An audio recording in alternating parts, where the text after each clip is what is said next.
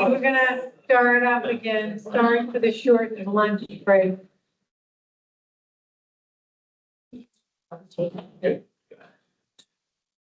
Implementation planning. Oh, we're gonna move the agenda around just a little bit. Okay. Wait, Nick's not back. There it is. We're gonna go through the exercise that's kind of the, extension of the talk that we had before. Okay. And then, I'm just gonna do the implementation plan talk that when I do the, AOP talk. Okay. Because I'm gonna try to catch up in the afternoon. So I'll kind of figure out what to cut out if we need extra time. Okay, so in other words, we're gonna do, the exercise, thing now, which goes with the FMP review. And then we're gonna do the REI Yeah. planning, and then we're gonna do implementation planning and AOP. Yeah. Okay, great. Good job. Thank you.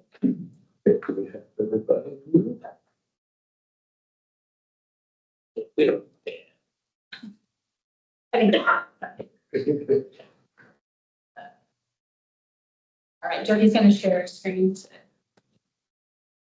Yeah, so we're always talking about all this stuff in obscurity. And so we thought we'd just show you guys kind of what some of this looks like, on some of the landscape. So we are kind of sitting right at the flats of Tillamook County line, and the division between the two districts. Oh, and Forest Grove, yeah, sorry, Forest Grove. Oh, yeah, there they are. So we're kind of looking at three districts right now where they all kind of come together, between, states. What was our next one? Oh, so we thought we'd show you what the forest land management classification is like when you apply it on the ground. So, the dark green is the high value conservation area. The orange is special use and the purple is focused stewardship. You One. might have to lift your voice a little. Oh, It's all right. So, the dark green is the high value conservation areas, orange is special use, and purple is focused stewardship. One caveat about the green lines, stream buffers, they're underrepresented here. This is using our new, flow lines and not everything, the permanence isn't all of the perennial streams are included as perennial streams yet. And then we also don't have our process protection zones in there as well, so there would be many more. This is what it looks like when you map it on the ground. It may look like there's a lot of purple and it's not that that's not open, that's integrated forest management can still happen there. There's just something there that takes a little extra planning that we might need to tweak our management there, but you still have for timber sales. And then the blue, anything that's blue, is check off. Thanks. And so all we're trying to show here, at this stage, I mean, it was just, you know, that notion of sort of overlapping considerations and like you pick a point on the landscape and you have to throw a bunch of layers on, figure out, wait, what is my world right here? And when you're in the blue, you have fewer constraints than when you're in, say, the green, which is much more constrained. Part of the conversation, Nick, with forest land management classification system is it's just a reflection of the policies we have in GIS templates. So as those policies change, you know, some people go to FMLA, I came to the acronym right now, land management classification, as some sort of constraint or rule itself. It's just a reflection of the policies we currently have on our forests. So it will change as those change, but it's codified under that administrative rule that directs us to have this. Yeah, so for example, the habitat conservation areas aren't in FLCS right now, in the forest land management classification maps right now. That will happen when we do the new implementation plans. It's because they're not approved yet. We're operating under, but it's not approved yet, so it's not in this layer. It doesn't mean we don't give those considerations. We still have all the same standards. We just don't have it in this layer yet. But each spot on there has, sometimes it has policy requirements, standards and requirements that we have to follow. So like our riparian areas have to be a certain distance. They have to be horizontal distance. We have a whole litany of rules that we have to follow when we're in those areas.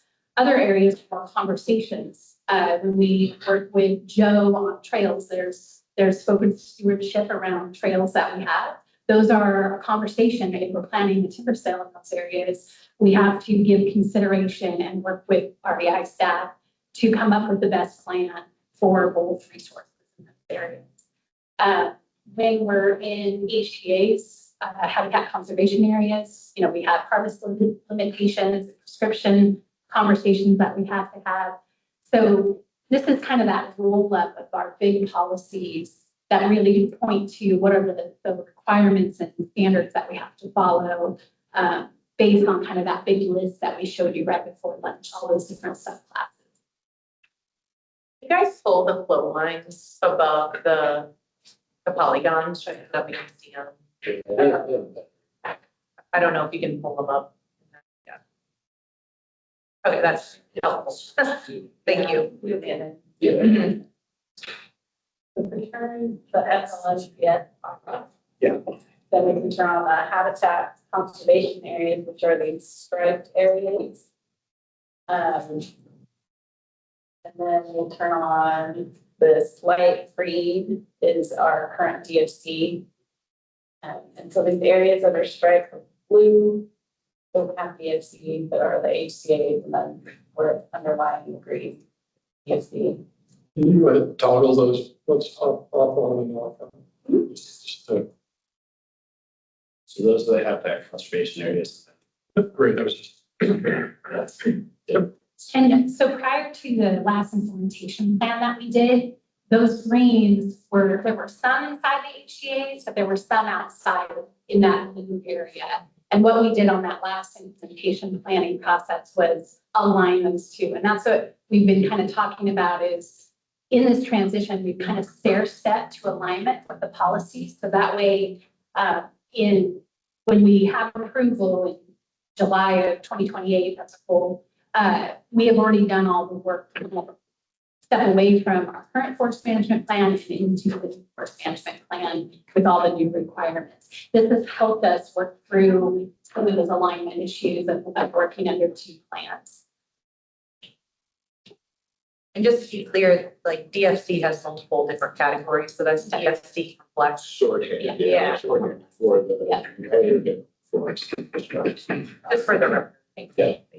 And I do think we talked about earlier, we have current condition, which is kind of all over, our forests, and we have current condition layered in the forest structure that's inside the HGAs. That's where the majority of it is right now, because that's how those areas were chosen. Sorry, but there also are current condition layered in OFS outside of the habitat conservation areas. And those are areas that because of this transition, that there's still a little, dialogue back and forth of whether we should be harvesting those or not. But by policy, we are utilizing those as candidates, and we'll see, you saw them last year in our annual operations plan, and we'll see that as we transition to our new forest management plan.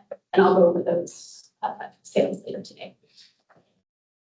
Little bit, I guess, about why you're looking at those where they are and what we're trying to achieve with the conservation areas. So like these conservation areas are for native species, mostly it's spotted owls, it's marblets, red tree voles.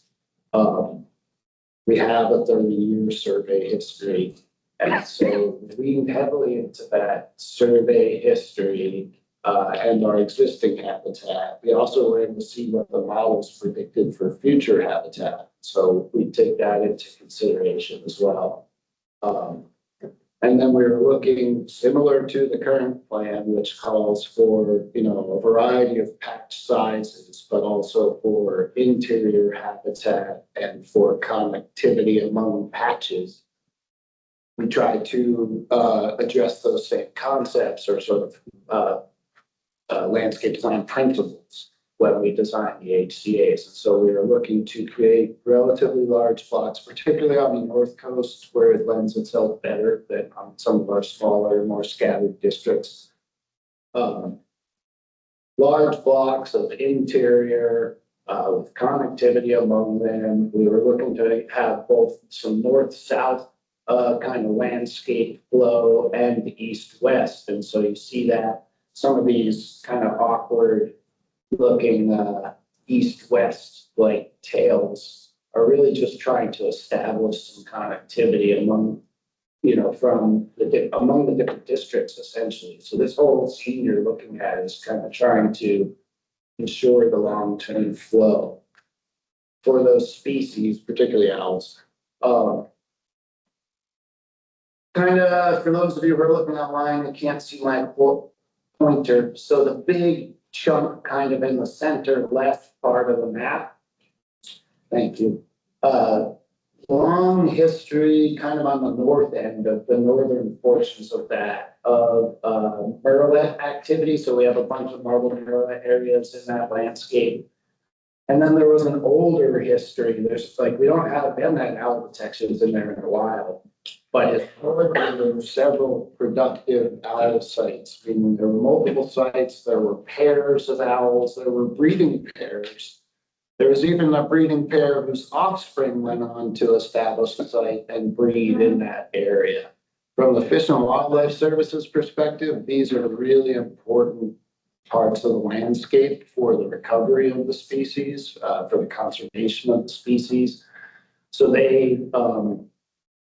these were important places to sort of put into it wasn't, conservation areas aren't just where your birds are now, it was also taking into account that history. And then then just after there, it's that larger block, kind of similarly, now you're on Tillamook District, you're outside of the berm. That like, it's a double-edged sword for us because that's also some of our best timber on the district. But it's where all the history is for these species as well because of the unbroken forest. And so lots of owl and murrelet history there in the lower left part of the screen as well. Murrelets kind of peter out as you move across like onto the west side of the forest. And so in Forest Grove, we're seeing less east side. You're on the east. So you're Away from the ocean. on the east side of the forest, they peter out. And so that's why you're kind of seeing less commitment over there on Forest Grove. There's less species data and species occupancy to be responsive to. The stuff you're seeing in there is where most of the historic like where the owls were. That's all I was gonna say about that. Jody, while I was talking, turned on the inoperables layer. And so that's what's showing as yellow. You can see we put a lot in, but there's a lot that's still out. And particularly, like this is particularly one of our most little problematic corners of the landscape. That's the Kilchis, that large blob. Kind of in the like Kilchis Miami complex. And it's just, we have a lot of like alder dominated areas that are really hard to access with steep slopes. It was the lack of that occupancy history, although there's also less surveys out there. Yeah, no survey. But when you look at it, if you look at an ortho, you'll see it's like not necessarily habitat for the covered species. We left it out, doesn't do us a bunch of good on the production side. And so this is something, we'll be thinking about for a long time. But also I'd like to, the point of this here too, these are largely fixed. These are supposed to be kind of robust and durable. They're part of the reason they're so large is they can absorb impacts through time and still function. There is the ability to move things around on the landscape as we learn. Either it's new, like maybe we get a new site that just makes a lot more sense, a new site for one of the species, and we have some area that's clearly not doing what we thought it was in conservation areas. There's some opportunities to do some swapping if there's some rules, no net loss of habitat, like or better, et cetera. But so we can over time kind of look at some of the things we did at the outset that we're questioning and make adjustments. It's not gonna be to the same extent that we've had flexibility in the past, but there is some flexibility. What else? RC, don't check on RCA's, just, I guess I just read that one as well. And so I mentioned this dispersal, one right. So, you have the conservation areas and then you're supposed to maintain some dispersal habitat in the areas between them. We are able to count riparian buffers, which, as Jody said, aren't displayed well here, and inoperable areas towards that dispersal commitment. So we're not really concerned that the dispersal commitment is going to be a constraint for us. We're going to point to places like that to achieve it.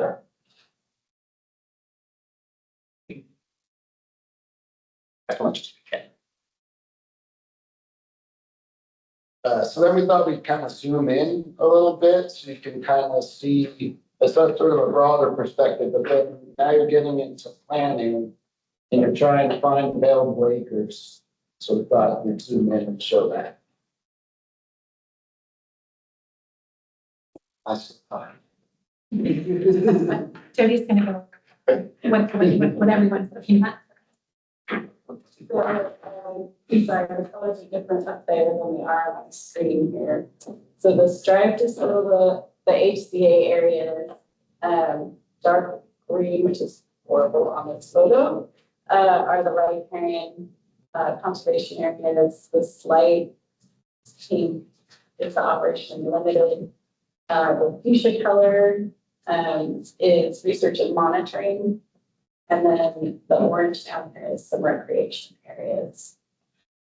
And so kind of what we're showing here is, as the planners, as districts work together to identify candidates, we have to look at these landscapes with all those considerations. We have certain targets that are inside the HDAs. So we kind of identify through past management history, sand age, what the structure is currently, areas that the biologists have identified as potentially needing habitat improvements. That's what we would consider when we're working inside of the habitat conservation areas. Outside of the habitat conservation areas, we're looking at some of those rec trails are outside.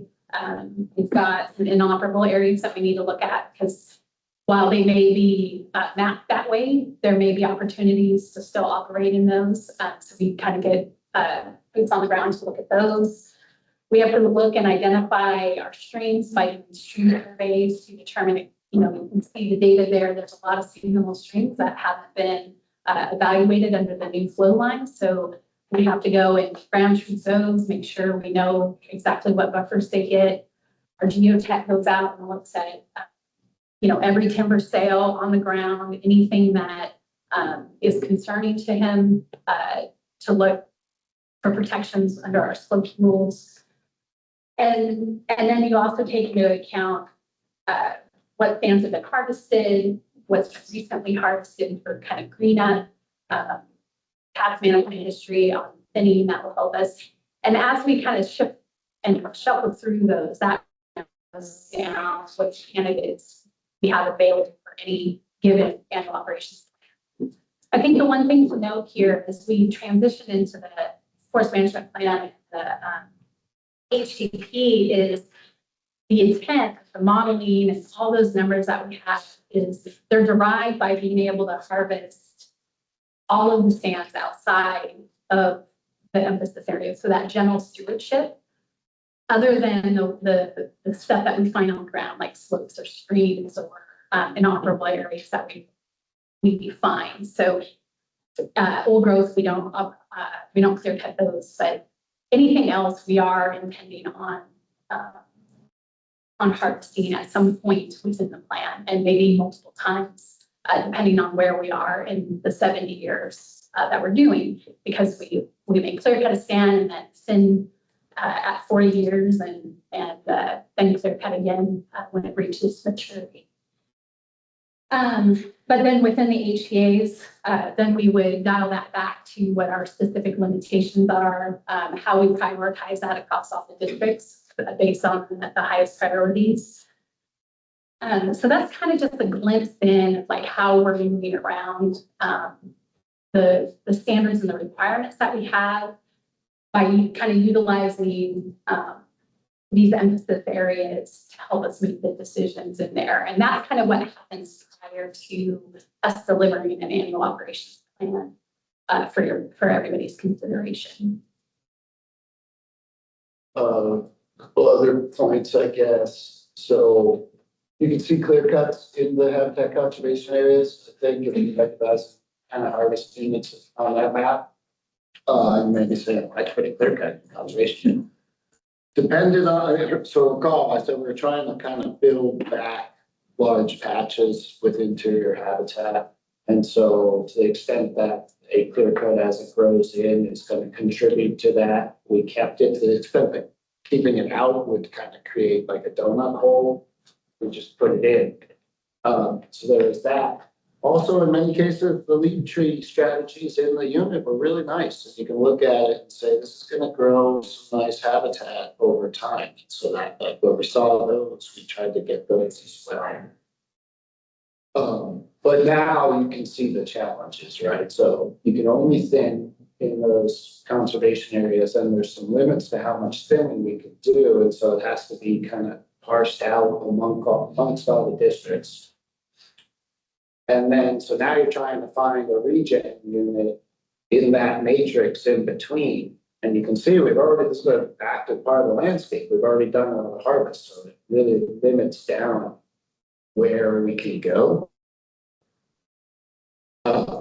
And this is part of, this is part of either of our plans, frankly, but it's exacerbated under this current plan. It's even worse under the dual plan sort of framework that we're working under. It's also part of the reason why you'll see mature stands that are not in the HCAs in our sale program. Part of the reason for that was it was always the intent for high value sales. And they had a whole landscape that was all mature forest. And the harvest of any single stand wouldn't seem significant. It seems much more significant when they're isolated. But there was intent there. We've made the conservation commitments. And in doing so, we've freed up some of those stands from the ESA constraints that allows us to see that revenue. That's a really important part of this framework when you're working on limited portions of things. And so sometimes it's like, well, there's only two places you can go on this part of the landscape. It's that or that. Let's do both of them.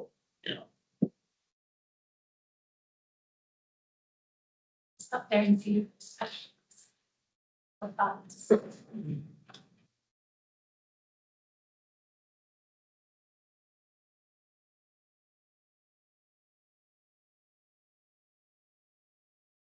Okay. I think this plays into the conversation we're going to have later today about the annual operations plan, but then it's also kind of gives the context for our next meetings about the implementation plan that we're going to be doing, some of the educational tools. We talked a lot about educational tools at the last meeting. And so giving you guys this to know kind of what we have available and how we're talking about it as we set up those conversations with meetings. This will kind of just give you an idea of what we're basing some of that information on, or the questions that we're going to ask about some education on what all this means when you look at the landscape. Okay. Appreciate the graphics and thanks for putting it together. We have a dual obligation to try and do our best to take this information out into the world it's, the level of understanding is not great, among normal human beings who know better than to spend their time in this deep in the weeds. Well, and the other piece that Leslie and I were talking about this earlier, not Leslie. Lisa, sorry, I just read Leslie's, was getting off the call. Lisa and I were talking earlier is, although this has been coming for a while, we've been kind of having these conversations at a pretty high level. We haven't really dug into the details. So it's kind of the first time we're putting it into new terms and language that we're going to be using. We're going to further develop that as it goes and build some tools on our website that help us kind of navigate, but also share our story a little better. So you'll have places where we can push people to, or you can say, hey, you should go check our website out and it will explain this versus having to do that one-on-one, because we know that's it's pretty challenging and we try to do it every day. But yeah, So, reach every corner. yeah, and yeah, you guys gave us some really good ideas about one-pagers, FAQs, facts about kind of the things that we're doing. And we have some pretty good plans. I'm not going to share this today, but we have some ideas coming up that we're going to share and give feedback on if these are kind of going down the road that you guys asked us to look at that was quite prepared. So.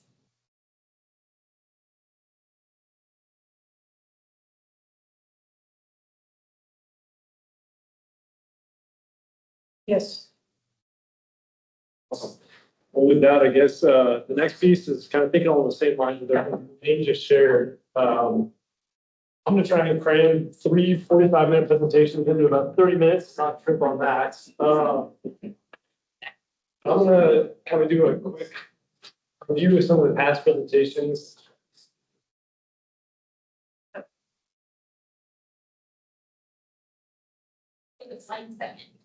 But just a quick, this will help actually give me a chance to run through.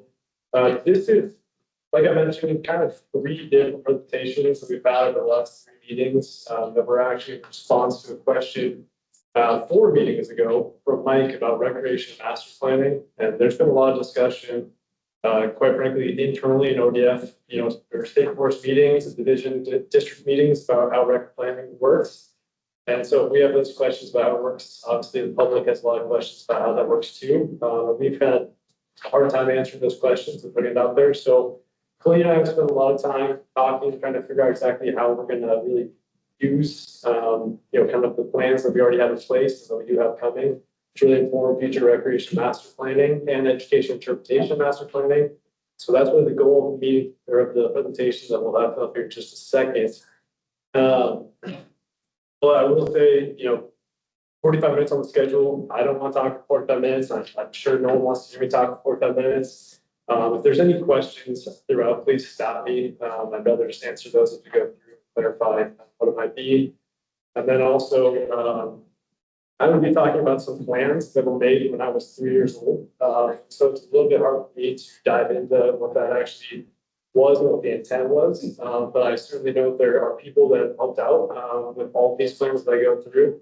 So if there's anything I misclassify, please jump in and help out so we get kind of full picture and understanding. I felt that too. I say the same thing. I'm not gonna say a word now.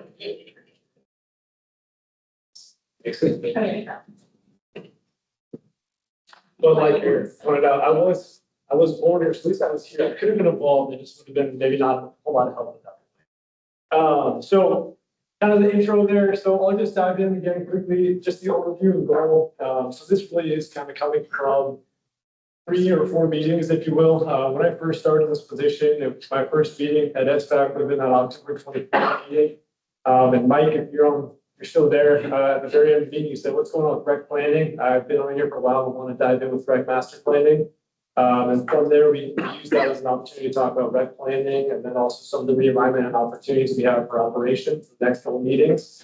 But as I mentioned, kind of ran into more or less doing that auctioneer style, if you will, just running through that as quick as possible. So again, one, we highlight those, a bit of kind of an onboarding or a review of that work. And then the last piece, as we flow through that, I want to provide everyone kind of an outline for where we expect to go for REI program. So again, it's not just rec master planning, it's also education interpretation master planning. And then also where there's an opportunity for engaging with SBAC and some of the groups that everyone represents. And so I will note, so the beginning of rec master planning on the Tillamook State Forest, and so all state forests, that it started in '93. And that was what we call the recreation master plan. And one thing that I actually want to point out, and this is an opportunity if I finish up early for everyone, I did bring all of these master plans. So there's an opportunity to check them out. I think it's actually really informative to understand what these master plans have looked like over the years. And I will note that this 1993 master plan right here, we'll talk about some of the capacities and constraints. Today, this is probably maybe $1 million binder.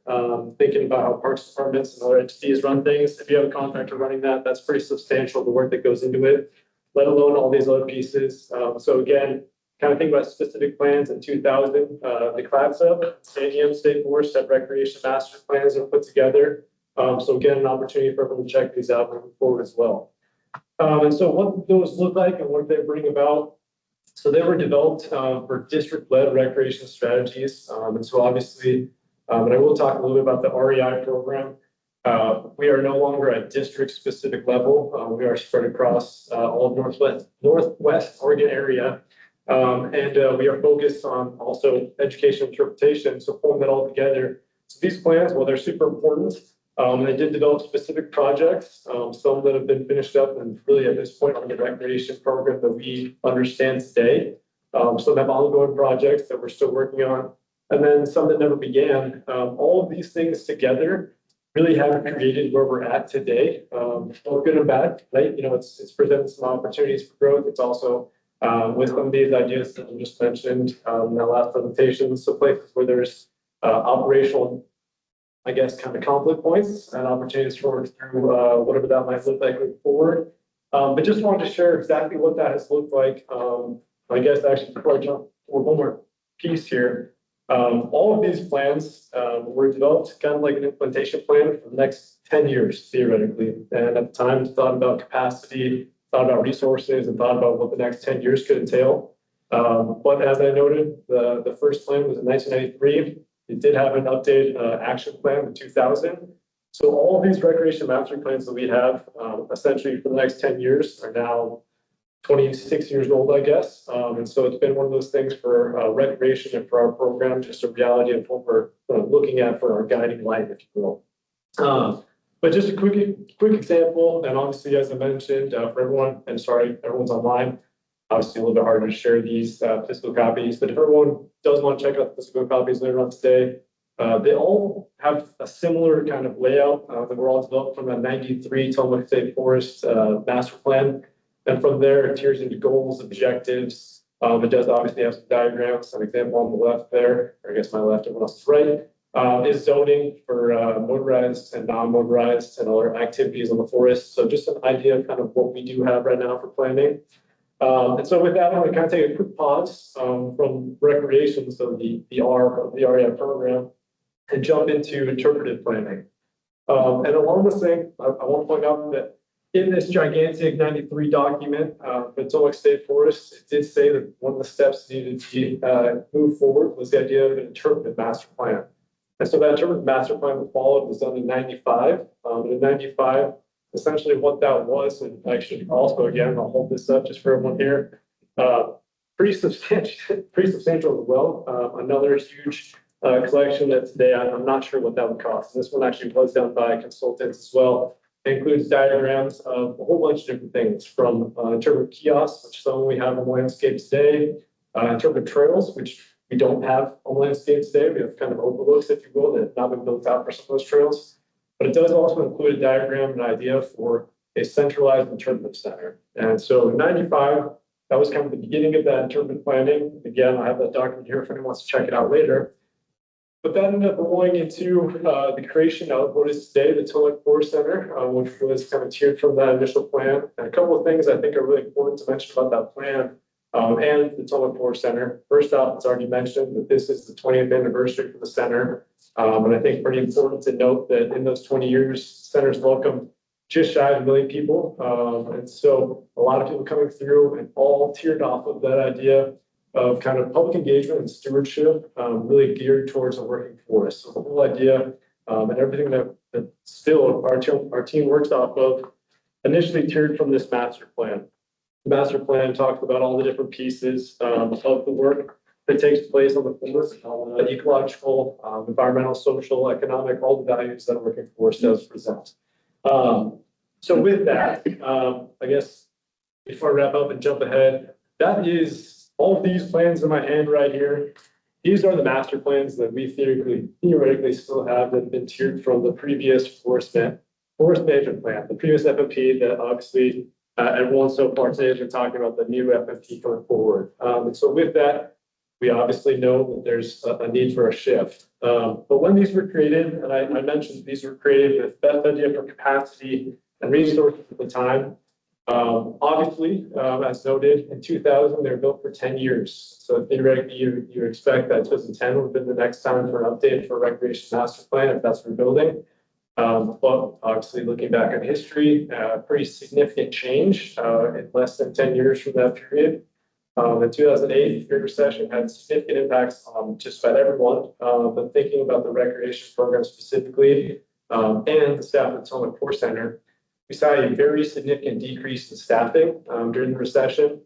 And I just want to, just kind of an aside right now, this is the 20th anniversary as noted for the Tacoma Forest Center. And one of the things that they did that was pretty striking is took a picture this year to include in the exhibit that is opening up on the 1st, actually. There's a picture that mimicked a picture that was taken on the first day the center opened. And looking at the staffing at the time, in 2006 when it opened, 15 FTE, and the staff now was 7 FTE. Well, holding vacancies, but 10 FTE, but we're at 7. It's pretty striking just to see that difference in the staffing from where we were and where we're at now, and just kind of notice the realities for, kind of some of these plans as we dive a little bit further into where we're at now. So significant staffing changes. I should also note that also, I don't have a great picture that pulls all recreation staff together because they were at district level, but also note some of the changes in our recreation team across the landscape too.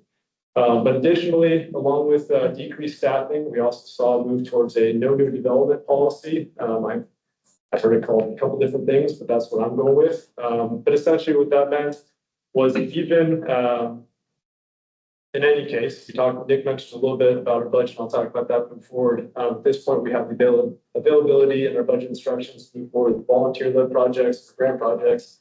At the time, there was just no new development of trails, facilities, which again, if you're kind of thinking about a recreation master plan, makes it pretty hard to actually think about what that next step is. If the next step is stop, hold up and wait kind of a thing.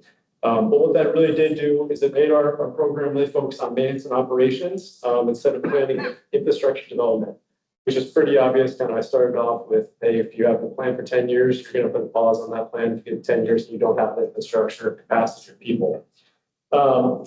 So I note there, 2018, there's a big change in 2018, and that was blueprint featuring the State Forest Division that looked at opportunities for efficiencies and kind of shifting how operations ran. The REI program was created at that point, bringing together the recreation program, or I should say recreation staff that were kind of at disparate district offices and brought them under kind of one leadership along with staff at the Tacoma Forest Center to create kind of a comprehensive social values aspect of the greatest form of value management.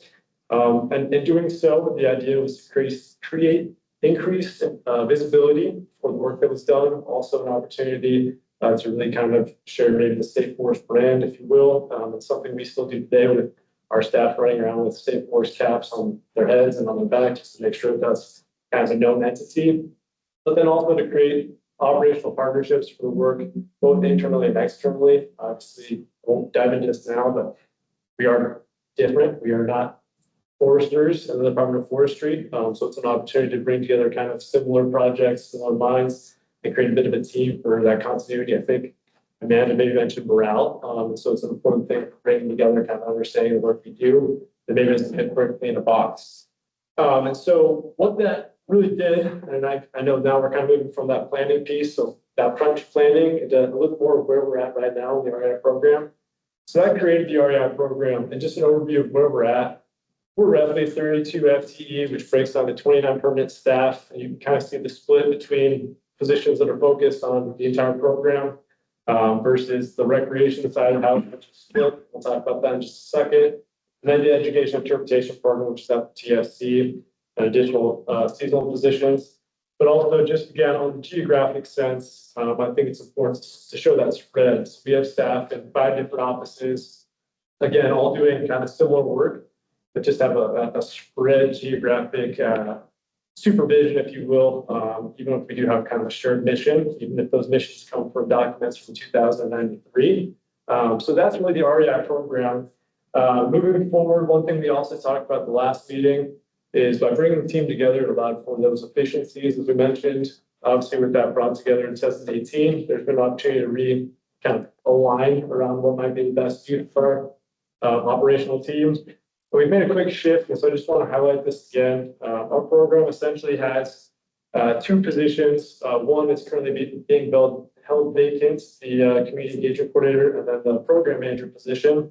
Then we have an education interpretation team, all at the Summit Core Center. And then the next 2 groups are really kind of the recreation program, which recently we've realigned to try and find efficiencies. So those being a trails program. In that trails program, we have a kind of a couple of subunits for motorized and non-motorized trails.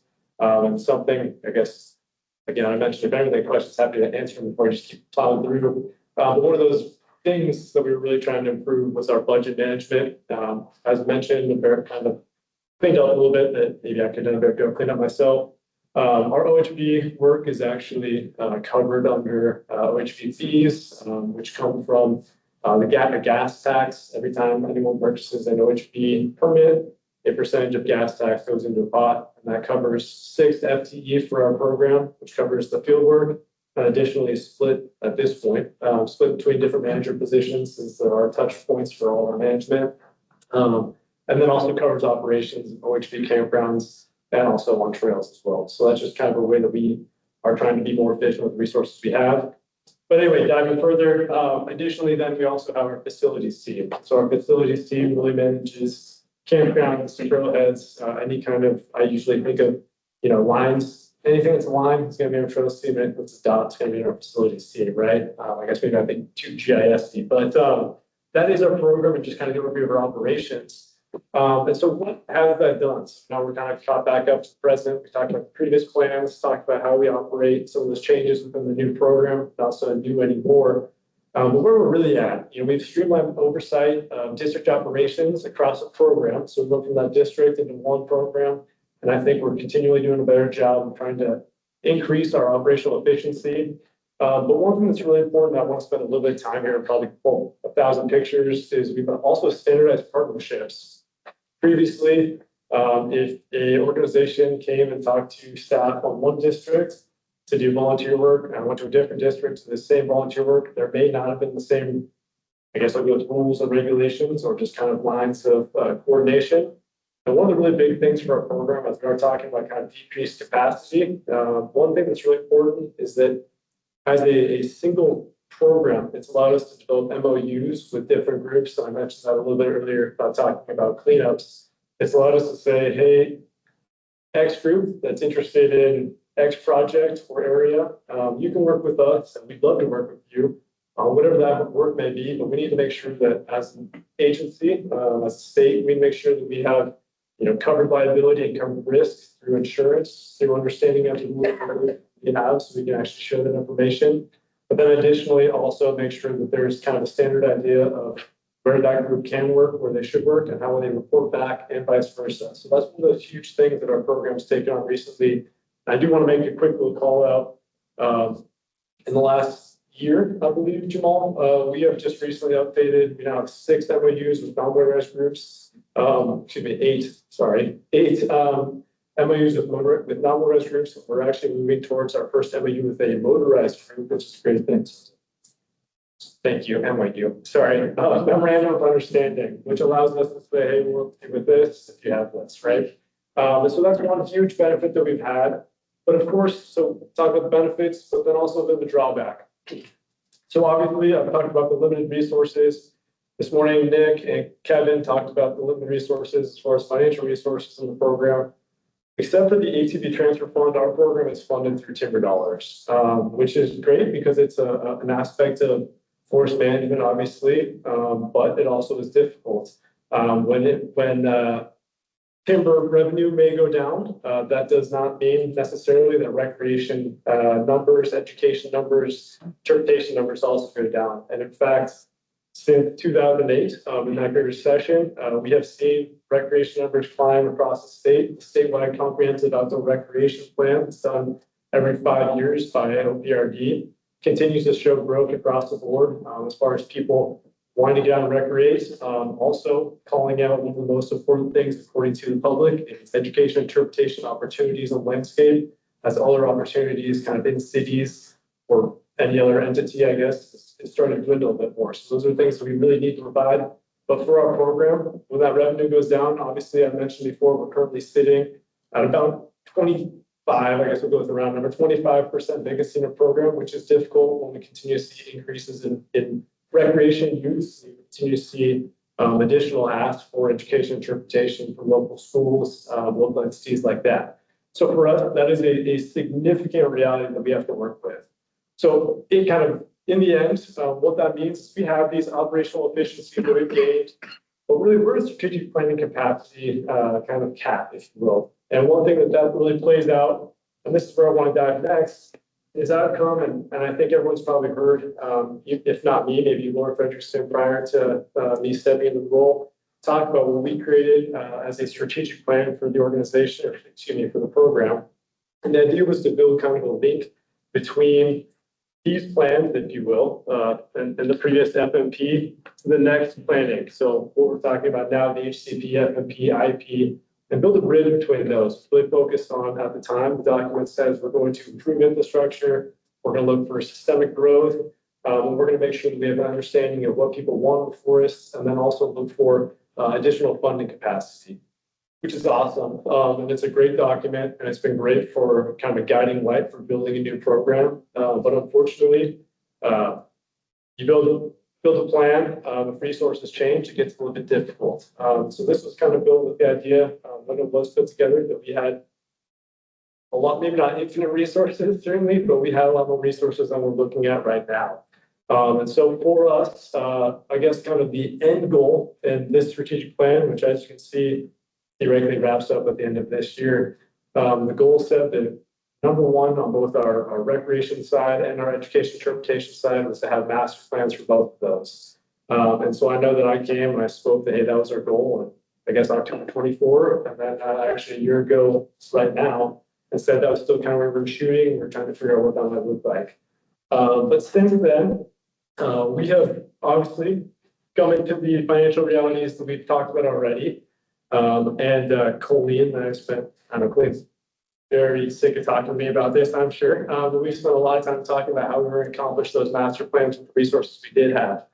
And in the end, we actually said, we probably don't have the resources, or the capacity, or even some of the grant opportunities we've seen federal funding kind of slip away to create something like this for both our education and our education interpretation programs to create master plans. So instead, what we've decided to really shift and think about is how can we actually use the resources we have right now and also the processes that are already in place, such as the FMP and the IP and the AOVs that we still work under as well. How can we utilize those pieces to really inform the work that we have moving forward?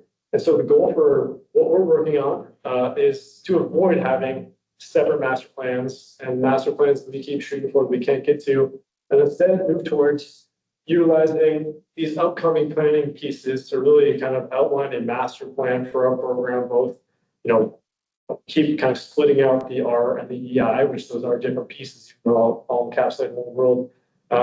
What is important is that we can use the upcoming implementation plan, which Colleen's going to dive into here in just a minute, so hopefully kind of setting the stage for that, as an opportunity to create a collective master plan that would have an appropriate timeline for operations and reviews. Again, hence kind of not running separately with the master plan on this side that may not match up with the implementation plan over here.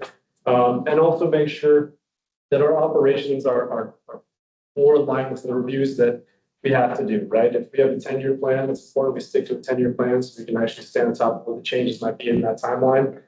And then one thing that's extremely important and something that we've continued to talk about time and time again are some of these tiered plans. So I can't think of a better name, but tiered specific operational plans. You know, some of those being a TFC exhibit refresh. The Sunlight Forest Center, obviously built in 2006, was built off of the previous FMP. So you talk about structure-based management, we talk about any kind of FMP management piece we have in the past. But if we're moving forward with an HCP, which obviously we are, that's a significant change for how we talk about the work that we do. And I guess I don't want to give away too much of a secret, but I know on the May, we'll be spending some time with, in our May tour, we're spending time with TFC. But that's really the back third of the building. It talks about how we currently manage the landscape right now. And so if we're changing, we make sure that exhibit refresh is actually tiered towards the other work that we're doing. So we're telling the same story. Additionally, our trail system plans, which are a big piece for our partners and generally the public, that's something we hear about the most. And certainly, I think in the next AOP, we'll continue to hear more comments about trail plans and looking at and understanding where the future is. This also allows us to build a system trail plan that's actually tiered off of an IP that again is tied into some of the actual operational work we do rather than having that run tangentially from other operations in the State Forest Division. And then last but not least, and I only put this on the bottom up because we care about this very much, but in a lot of ways, as Nick mentions, we talked about the HCP previously, a lot of the big impacts on the future work is really kind of tied to trails. For our facilities, which is a big spot where we really need to key in and make sure we're doing the best we possibly can to provide great opportunities. I could talk about how that ties into trash management, but the better facilities we have, the less likely we're going to have trash management in areas. That is another big piece that thankfully we don't have quite as many issues tied up with HCP, but it's also something we need to tie to everything else. So, Joe, before you, the upcoming IP process. Is that going to put quite a bit of pressure on? That's imminent for you guys. So Yeah. That's Yeah. a lot of pressure. And we've been talking about it a lot. It's what do we commit to versus what are specific. And we do this with timber sale planning a lot, right? So in our HCP or in our implementation plans, we talk about the types of activities we're going to be working on, what assessments we're going to be doing, what planning we're going to be doing in that time frame. And that's what we'll kind of commit to on the recreation side is like, here are the kind of the high level things that we're going to be committing to. If we decide we want to develop priority areas for recreation, for motorized, that's what we would do in the implementation planning process. The outcomes of that, the specific activities, so like which facility projects we're going to do, that'll be in the annual operations plan. And by doing that, it just connects all of the pieces a little bit better. One of the big things about merging recreation and planning into the division level was to make sure that our work was integrated better.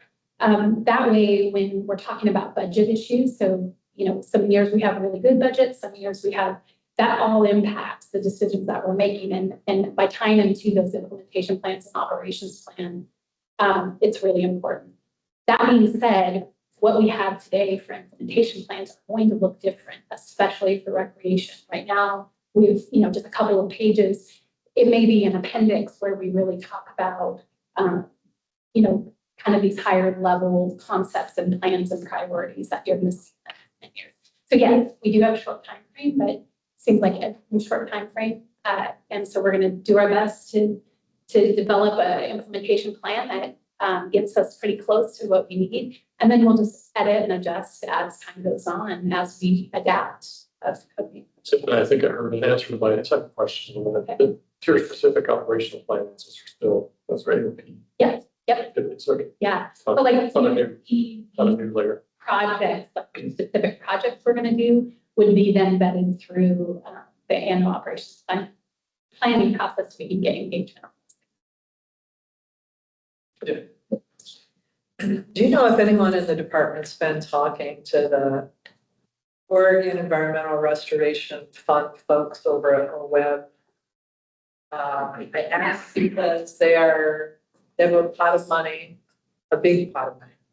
And they're looking and talking to agencies about programmatic needs as it ties in, of course, to the mission of the dollars, but it feels like it wouldn't be a huge stretch to talk about this part of ODF's role and how it can highlight, the restoration side. So it may not be on the ground, but I also know you've got folks working on the restoration side, so, there might be competing interests there, but it's worth talking to somebody about.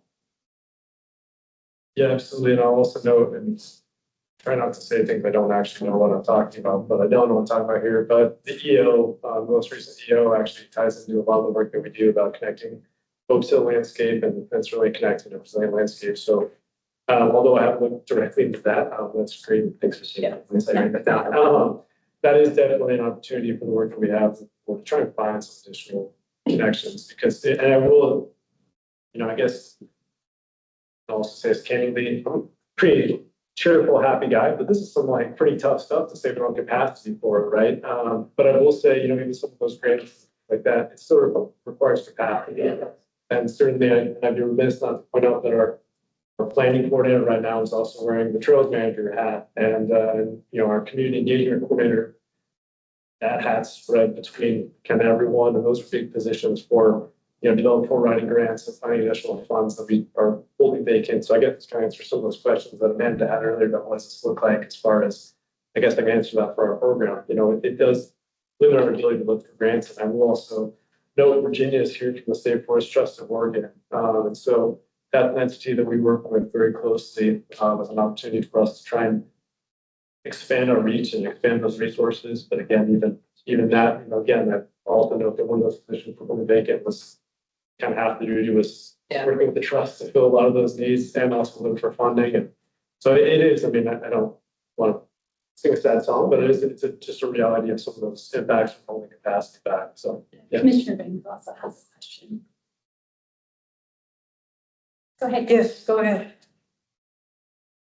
So I had three things. One being, I was just curious about what happened during the COVID shutdown. You made a lot of, you addressed the recession, but I would have imagined that COVID was another recession for particularly recreation, not the actual activities of recreation. I'm positive that folks were out recreating, but for the department and for the Tillamook Center.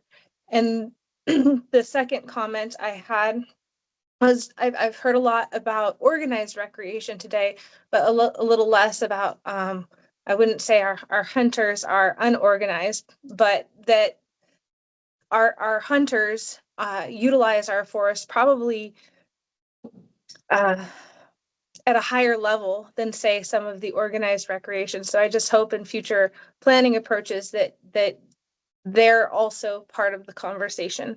And then lastly, oh goodness. I seem to have forgotten my lastly. I apologize. That's all right. So raise your hand if it comes. Before now, trying to address those. So yeah, thank you. I think if I actually looked at my sheet, I had notes about COVID, but you're absolutely right. So we'll just note as far as kind of staffing goes for COVID during the time for the REI program. The biggest impacts were at the Tillamook Forest Center. Obviously, the indoor interpretive center during COVID was not open for certain mandates for a couple of years there. But then as far as staffing and the recreation side of the program, we actually held a couple positions vacant during that time as well, but we actually saw increased numbers across the board for recreation. I think you hit on that already too. I think you were alluding to that. So that was a very substantial change, and we continue to see those numbers climb, actually not quite the same steepness, but we saw actually the largest OHP numbers that we'd ever seen, and which was nice for the ATV transfer fund. It was helpful for our program there, additional funding. But then as far as hunters go, you're absolutely right, Courtney, as well. One of the things that I don't think, and granted that it's on me for not noting it, but we do see very substantial increases in usage of our trailheads which are obviously open throughout hunting season. So we do provide an opportunity there, but certainly as far as usage of the forest, but also it's just kind of a tied-in use that does impact some of our facilities during the hunting season. And I don't have hard numbers on number of hunters across the state forests, but it's certainly a good point you made there as well. And dispersed camping, yeah. So Amanda, do you have? Yeah, yeah, I was just gonna ask. This, I'm like way over my skis on my level of expertise, but you know, listen and watch the news, and it seems like there's been a lot of press releases and stuff in the news around fee increases and kind of other recreation stuff going on. Just wanted to see how that ties in. What other things may be out there that you guys are doing kind of above and beyond what you've presented? Yeah, Just talk about that. absolutely. Yeah, great question. Thanks. I always feel like you probably talk for 6 hours. But yeah, as far as the changes that we've made and moved forward, one of the things that we're really focusing on in our facilities kind of side, which also I mentioned, kind of streamlining some operational needs. Our trails work, you know, that's very different, but our facilities team, Ben's leading right now. Just last week put out a new press release about Diamond Mill Campground as an example. Previously, that was I guess free for all might be a good way to call it. It was just an open area, staging area that was a $5 per vehicle per night fee, which is not all that economically viable for a management of a campground, and also increase the operational inefficiencies of trying to chase people around by their vehicles. And so we're looking forward to both increase our efficiencies for the work, also make it a better place for the public. We've now created a campground there, right? And similarly, we've also been doing the same thing with reservations. So this year is the first year we'll have reservations at Browns Camp. It's our most popular HB site, kind of as a test run, if you will, right? To see how that operates and goes well, we've also messaged out widely with OHP groups. But the idea would be that moving forward, we'd be looking to increase reservations across the landscape as well. Twofold there, right? One is from the public. It's nice that you're going to be hauling out an OHV, or we've done some fast with all of our equestrian sites. It's nice to know you're going to have a site, right? But then also for us, it's also a huge benefit as far as kind of those efficiencies for collecting fees. So again, we're trying to, I guess for lack of a better term, do more with less. And certainly something that we've talked about at other district levels to think about, you know, how can we maybe make sure that we have those same opportunities available, but then also try and maybe, you know, I'm not gonna, you know, I guess the average cost containment for a parks department in the United States is 27%. You know, it would be hard to say where we're at right now, especially with the split of some of our funds, but we're very close to that. But we want to keep driving that number up as well. So, Yeah, and I guess 2 follow-up questions. Again, you guys are the experts here, so I'm very not informed, but so on the reservation side, that is good. I think this body would be really interested to get updates on how that's going. Are there additional costs associated with managing and administering a reservation system? Because I don't know what that. on our side. Yeah, So at this point, no, we actually work in a partnership with Oregon Parks and Rec. Okay.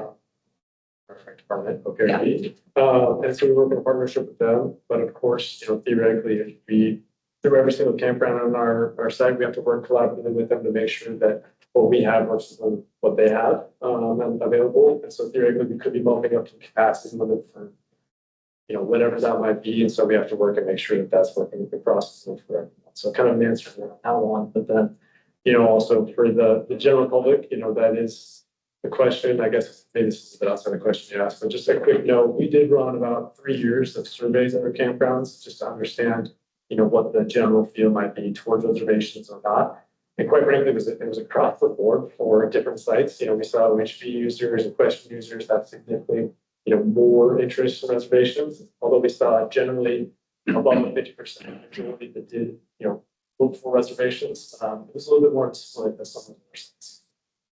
and then the one other thing that I'll just point out for a knowledge gap for me, and maybe you've presented this information in the past, but I'd be really curious kind of where we are at ODF as it relates to fees different types of recreation sites as compared to like Forest Service, national parks, OPRD, other counties, there's a lot of county sites as well, rec sites. So I'd be like curious where we fall within that, if everybody's kind of around the same number. It's very different depending on the type of site.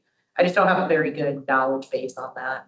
Totally, and that's something, I can give you a pretty quick answer and say we are right in the middle. And so, which is not, not a great answer for you. But for example, a lot of Forest Service sites, which we also fill a very unique niche, we're not a state park entity, right? We don't have electrical hookups in our sites, we don't have showers.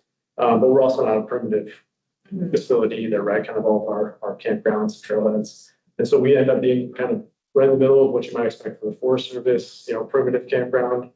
Or I will say, some of the sites on the coast are $45 a night. We aren't there either. So we range from 20 to 25. And we're also doing those fees as OPRD has increased their fees. It makes sense that we do the same kind of study. And so that's something we're working on right now. We have 2 people online. Another question from Courtney. Sure. Go ahead, Courtney, and then we'll go to Mike. So I wanted to just make mention, I appreciate the conversation about the MOUs and the volunteer groups utilizing or helping out. I just want to put out there, we hold our woodcutters and our firewood permits to a certain standard, a certain level of insurance. And I'm just hopeful that we are holding our volunteers who are also potentially cutting wood and doing activities on our forest to the same standard, both environmental, but also, requirements of insurance and so on and so forth. Yeah, and so I'll say, as far as insurance goes, we are actually above that. We've had to go through a risk study in the last couple of years. Jim Mall has gone through that. And so certainly as far as insurance goes, but then I will say as far as rules and regulations, as far as timelines, that's something that was mentioned earlier as far as the HCP and some of the changes that we have. That we are working with those groups. We actually held our first ever MOU meeting pre-season with all the same groups we work with to make sure there was an understanding of the rules and regulations they must work under. So again, kind of a growth piece for us if we do continue to move into those partnerships. So yeah, good question, Eric. Thank you. Okay, go ahead, Mike. Yeah, thanks, Joe, for all this information here today, and just a couple follow-up things. The strategic plan that's in process there, is that strictly an internal plan, or is that something that's going to be available for public or public comment? And you may have answered that for me in the past and I just don't recall. No, I doubt I probably did not, but it is externally facing as well. It's actually on our website. It's on the very top of our recreation education interpretation pages, so it is available. And so yeah, I'd certainly recommend checking that out. Like I should say, it was a couple months ago, so I think it's still there, Mike. So sorry, but that's a great opportunity to check that out and to find more information on that specific plan. But then I will note that that's something that we'll be obviously trying to change here as we get into these next steps. Okay, yeah, and I appreciate that. Just recognizing the challenges with capacity to do more along the lines of traditional master planning. Just trying to get a sense between the forest management plan that'll go before the board here this fall and the strategic plan and how those two things together will kind of help direct the implementation planning, at least as far as the recreation program stuff. Yeah, I think maybe I'll just jump ahead real quick, and I know Courtney has like another question, but Mike, I might jump ahead. I have one last slide here. Hopefully it's going to pull up there, and so hopefully this ties in, maybe answers some of that question for you. The hope would be as we move forward throughout this year, and hopefully I'm speaking from the Nick, Don, if not, we will be spending some time in the next couple of meetings really thinking about how recreation planning kind of ties into this IEP, because it is, I guess, something I should have mentioned. It's something that, well, it's certainly and education, interpretation, all these are definitely fields that have their own kind of field study and expertise and whatever that might be. It's really impacted with life, and so everyone has kind of a shared experience for what that is. And so we want to make sure that we're finding those plans and approaches for some of the groups that everyone here might represent, or just individuals in general. So Mike, I think kind of in the next couple of meetings, there'll be great opportunities to help us kind of firm that up, what that looks like. And quite frankly, we need that. I think that, Courtney's question about kind of hunters in general, that's, we are not currently building a plan to talk about how we can interact with hunting groups, but certainly Mike could be a great comment for that, obviously. So. All right. Appreciate that. Thanks, Joe. And that strategic plan is still on the website. Thanks. Commissioner Banks has another question. Go ahead. Just a comment, not so much a question. But I just noticed when I look at our educational placards that we have in a variety of places, that there's a little bit of the story missing from the history of infrastructure improvements, of trail improvements, of habitat even improvements. And those improvements also come in conjunction with a nearby harvest. And so I'm just hopeful in your conversations and in strategic planning moving forward that we bring out, this whatever habitat improvement or this culvert, or I mean, I know the horse camp had some improvements a number of years ago in conjunction with a harvest, and so that we just kind of tie it all together, because as you were saying, your budget is tied to state lands and harvest, and folks finding an understanding in the fact that money doesn't just appear out of nowhere in our general fund at the state in order to do all of these good works, that they are tied to something. And so it's that full circle conversation, I guess. So I'm just hopeful that you consider that in your conversations. Yeah, I guess I just a quick note on that, just for reference, and I guess it's a good note for the Tillamook Forest Center tour, which will be part of next meeting's tour. That is, I'd say 100% of the messaging that we have in Tillamook Forest Center that talks about how the work is accomplished through working for us and how we do work together.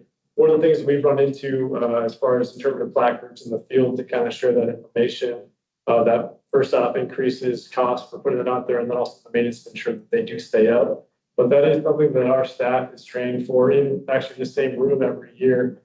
We spend a day at the beginning of every season to kind of outline our messaging. And that's not just our education interpretation program, which works on that kind of continually, but that's also a recreation team. So that when we are out in the woods, when someone does that with their campground, and that may be a question about, hey, well, this campground doesn't have X, Y, or Z, we can explain the reality of how we operate and how that kind of shared stewardship comes about and where that money does come from. So definitely a big part of overall training that we have, but certainly I have no doubt that there's opportunities to improve that. It'd be great to talk about that in future meetings. Yeah, I mean, I'm just thinking of maybe a kiosk at the Diamond Mill that you were discussing, just that kind of showcases good works. So anyway, Yeah, thank you. So I think it might be a great opportunity to develop kind of a standalone, we have messaging in all of our campsites, facilities. So an opportunity to create maybe a standing graphic, if you will, on the boards to note that. Additionally, as we continue to see more and more connectivity across our forest, maybe an opportunity for a QR code to link to some of the things on our website. So kind of a changing landscape for that one as well. So good point there. Courtney, this is Nick. I completely agree. I've said, I think here before, like I have a vision for when we're at implementation where, there's a trail that goes through one of these conservation areas that opens out into a clear cut. And there's a sign that says, "Welcome to the working forest," and speaks exactly to what you're saying. This is why we're doing this. This is what it funds. These are the benefits to local communities, et cetera. And ties it back to habitat too. But I'm right there with you. Yeah. Question. I think this will fit in really nicely with the next tour, just because of the timing of some of the other conversations. A couple of questions I asked on the public engagement and AOP development. Last couple of years, we've talked a lot about how that might occur.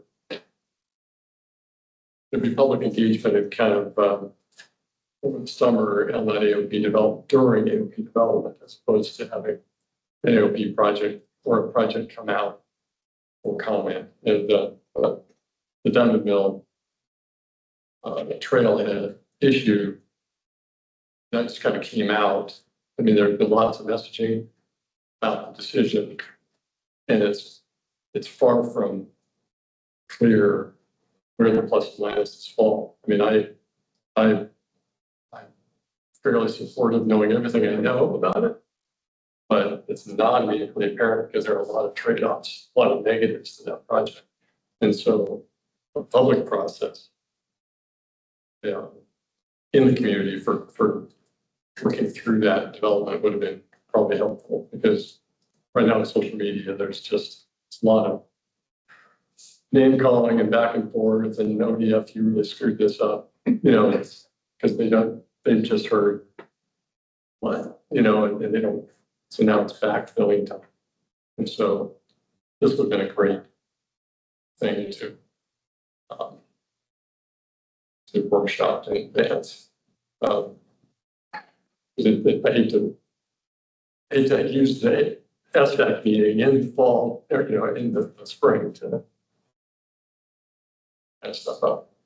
Yeah, and I think that, I think Barrett's a great point. I know that in the past, ODF had recreation advisory committees on each forest, which is, something we don't have capacity for, unfortunately, at this point. It would be great to have something along those lines, but I certainly, we've heard kind of both comments good and bad on Diamond Mill, and quite frankly, we're always going to have that. It's one of the realities of recreation. I think Kimberly mentioned that earlier, that if we're doing a good job, we're going to have to be frustrated both sides. And that might be the reality of, certain management plans. Unfortunately, that's recreation ends up being looked at generally as being a smiley thing. But when it's a smiley thing, someone's probably not happy on their side. So I just one of the things that we need to think through what that might look like for other, feedback. But certainly, for example, I would note that we, in the last 2 years, maybe even 3 years, of the AOP have had comments about the fact that we're moving to reservations in these facilities, and quite frankly, didn't receive any comments there. We've only used them on surveys. I needed some of those changes. So again, it's not, it's hard to say where the right fit would be. Yeah, I don't think, I mean, I don't bring it up to, I'm not trying to criticize the conventional decision, just that the last 35 years, I've been the guy involved in the public process, goes into the community, sells the idea to everybody. They bounce it off, they yell at me, and I explain, and they go, oh, actually, I'm fine.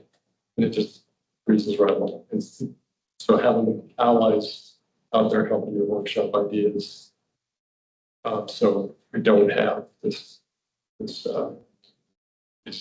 hard feelings.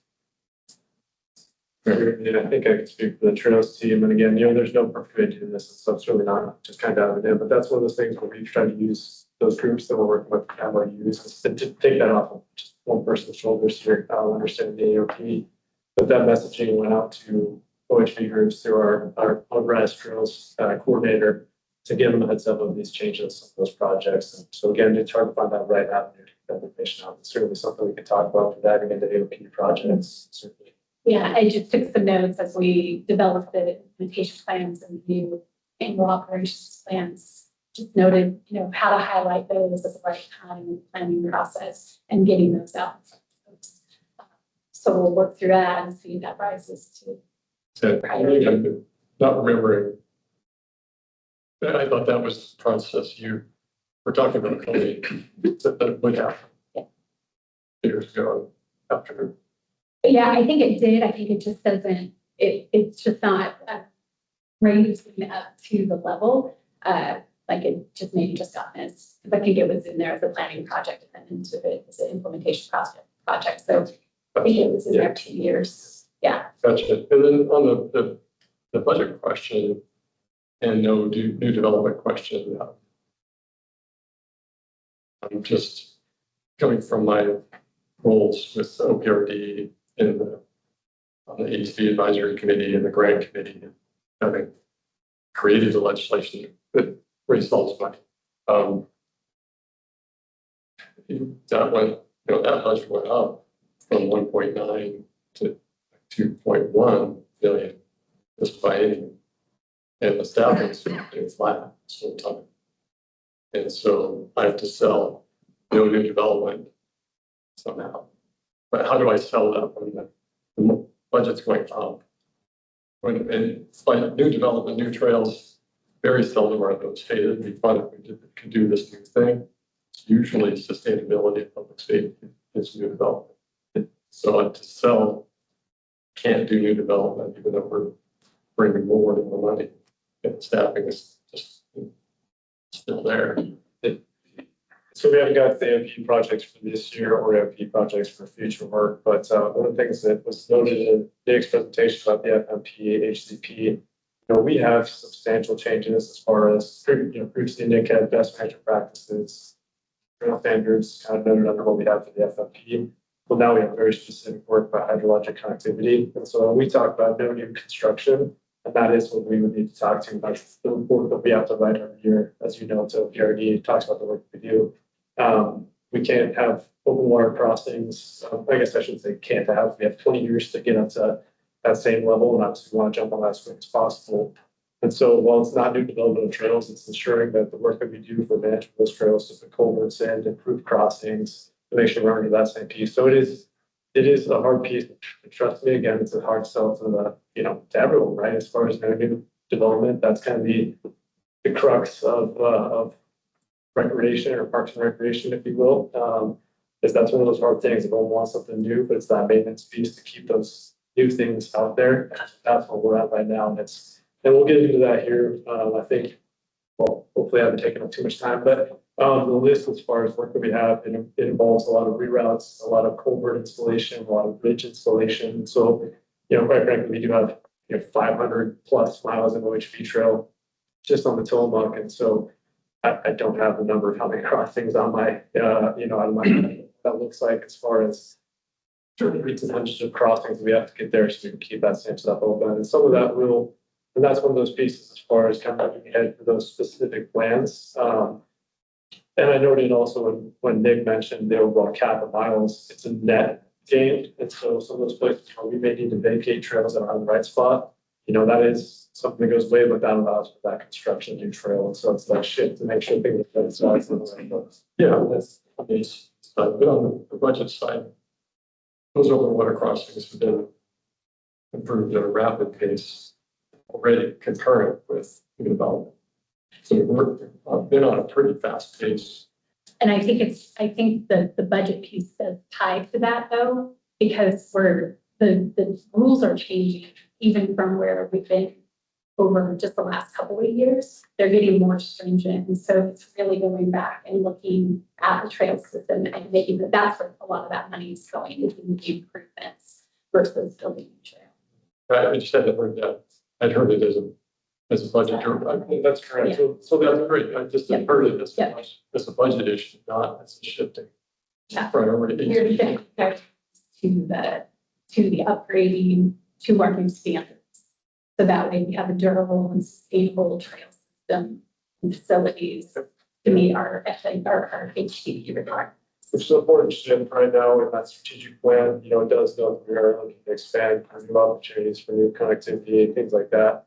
And that's one of those important things that IP needs to focus over the next 10 years. We need to get our trails up to that same level. So it may not be kind of that same idea of that expansion. It's more the idea of let's take care of these items speedily, which then allows for future. 20 years before the measure you're doing in 20 years. 20 years of no connectivity of any sort to any. Right. That's in the, it's, It is, correct. Commissioner Banks has one more question, then should probably switch topics if we want to finish out the AOP. So go ahead, Commissioner Banks. I just wanted clarification on the 20 years on what that was addressing. I missed some of it in the audio, and the 20 years in conjunction to stream crossings was what I heard, and would somebody clarify? Yeah, any kind of hydrological connectivity, so stream crossings, or I mean, it doesn't have to be a stream crossing, could just be any kind of connected trail, just like roads to any water body. I'm sure it doesn't get into that. Where does that Where does that 20 years come from? I don't remember seeing that. It's in the HCP and it was just, another one of those negotiations. How quickly do you think you could get that done? Or how long would it take you to do it? So that's what. So is that not in the public copy then? I just don't remember reading it. I'm sorry. Nor do I remember. I could look, I'd have to go back. It should be. I think we had already discussed, it's probably just tucked really deep, but let us look and get back to you. I remember saying it or. No? Okay. I'm not saying it's not, just to control our. Okay, I mean, that's suggested. It's in the draft. And I know it's. Follow up on that. All right, well, that's all I had unless there's any last questions, but thank you for the opportunity to talk about kind of overall capacity and planning as we look forward, obviously. Hopefully everyone has a name, an opportunity to reach out to me. Please give me a call if you have any questions. Email is obviously always be able to talk about any of these things, so. Thank you. Thank you. But no, on the HCP, I'm not trying to give Joe more work, but the roads and trails that phrase ended up in the HCP template in the process. And it was just a bummer that it happened. I don't blame them, I guess, because we didn't have best practice. And that ready that crisis came. But we could have if we'd known early enough. So if there's room in the life of that plan to replace roads and trails with roads, and then have trails have its own BMPs and standards of not awkwardly married to roads. Well, Nick actually, yes, for you. Yes, for sure. Well, yes, but I mean, I think we've already made some of those splits. The issue is when you open up the books on trails, you realize like you essentially have to treat them similarly to roads for these. So they end up, a lot of strategies end up similar, but sort of trail specific. So there's differences there. We didn't just say like whatever you do for roads, you gotta do for trails. Not exactly. It does allow us, correct me if I'm wrong, Nick, it does say roads and trails must have X, Y, and Z, but there is a difference between best management practices and road and trails, obviously.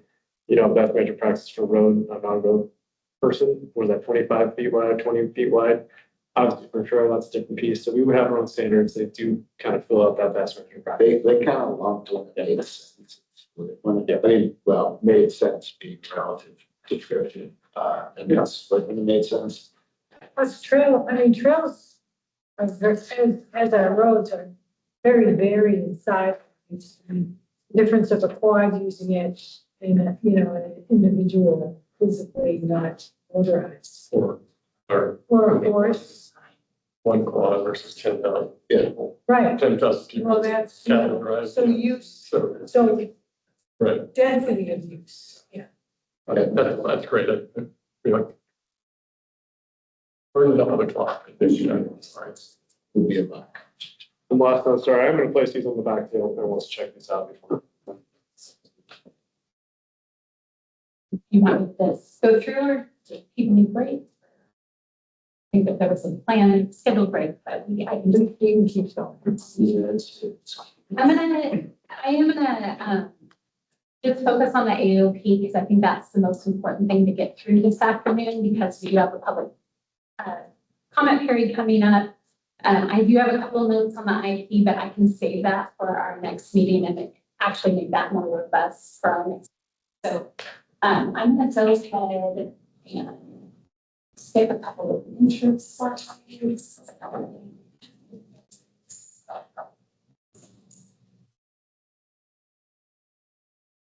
And I'm just gonna start in on our targets, kind of where we are landing with our targets and where we are with kind of resource consideration. So, maybe I'll talk a little bit about some of the changes. So We didn't go over the changes in the October meeting because we kind of ran out of time that we had heard from the public comments. But we did make some changes to the AOP year based on the AOP's annual operations plans based on some of the comments that we received. We provided some clarity and some additional information about wildlife, plants, some of our sea protections, and just how we were communicating that in the documents. How we were talking about harvest prescriptions, we changed the formats and we added some additional information that was requested.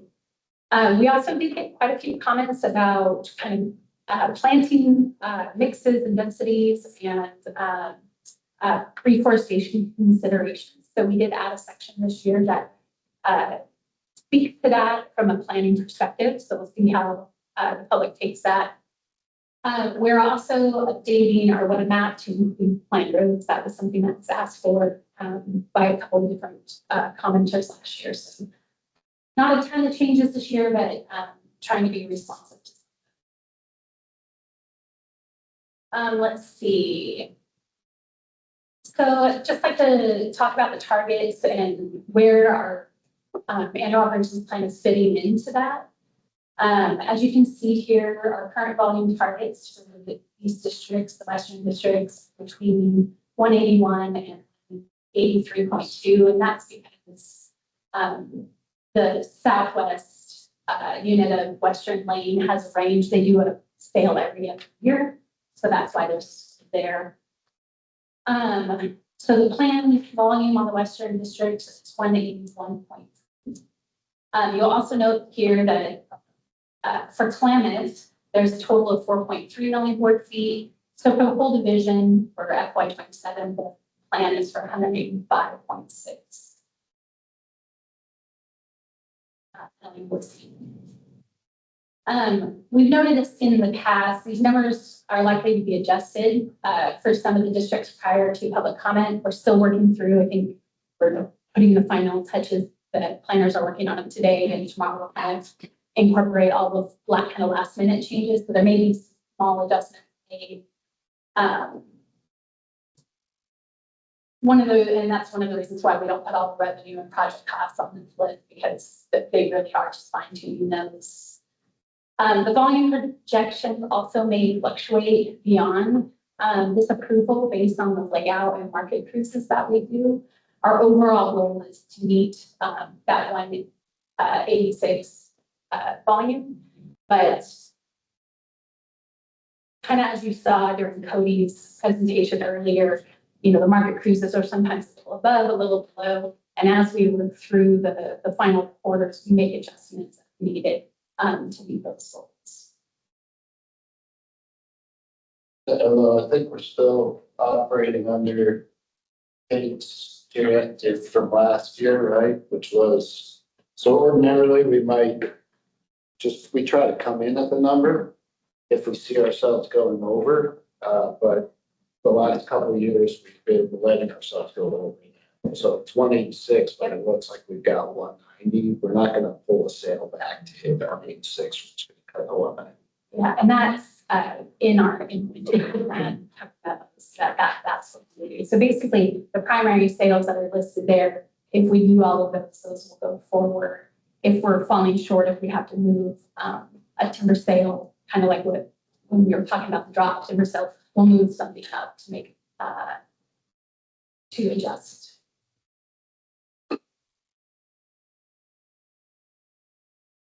So now I'm going to talk a little bit about the resource considerations that we've been working through to mitigate the planning process. So very much what we were talking about earlier with the stewardship classes and kind of all the considerations that we have to give on the ground. We've had to work through all of these. We pull out the ones that we talk about a lot in public comments. So you guys kind of have awareness of types of comments we might get or what might be more polarizing in our public comments. So we can kind of hear your feedback on that. So the first slide I have is the habitat conservation areas.